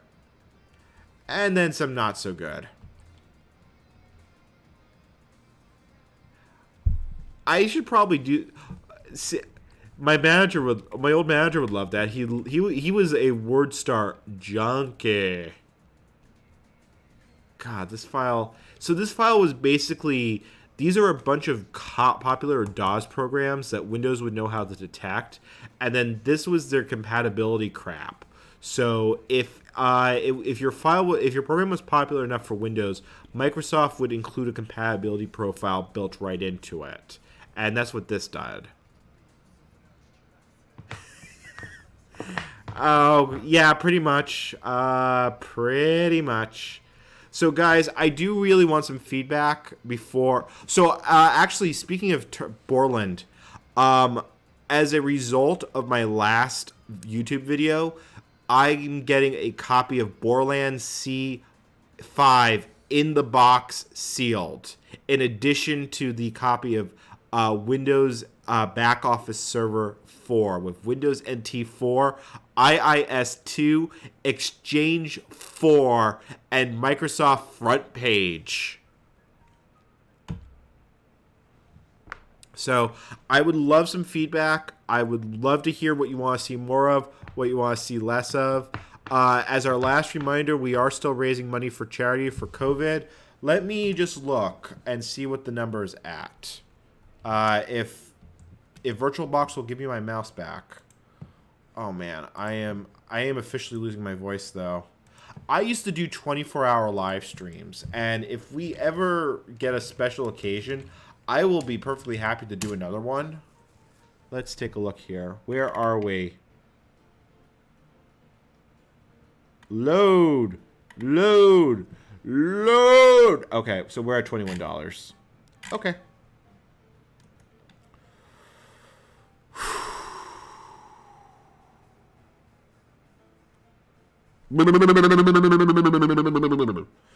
All right, guys, it is 12:01.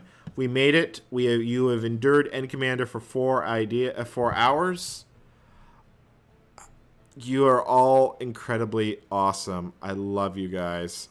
Thank you so much. So this is End Commander signing off. If you want to follow my adventures on Twitter, have at it. If you want to follow my adventures on YouTube, let's not put a link to youtube.com in the channel. There. And please check out DEFCON 201 if you haven't before. Until the next time, this is End Commander signing off. Much love. Bye-bye.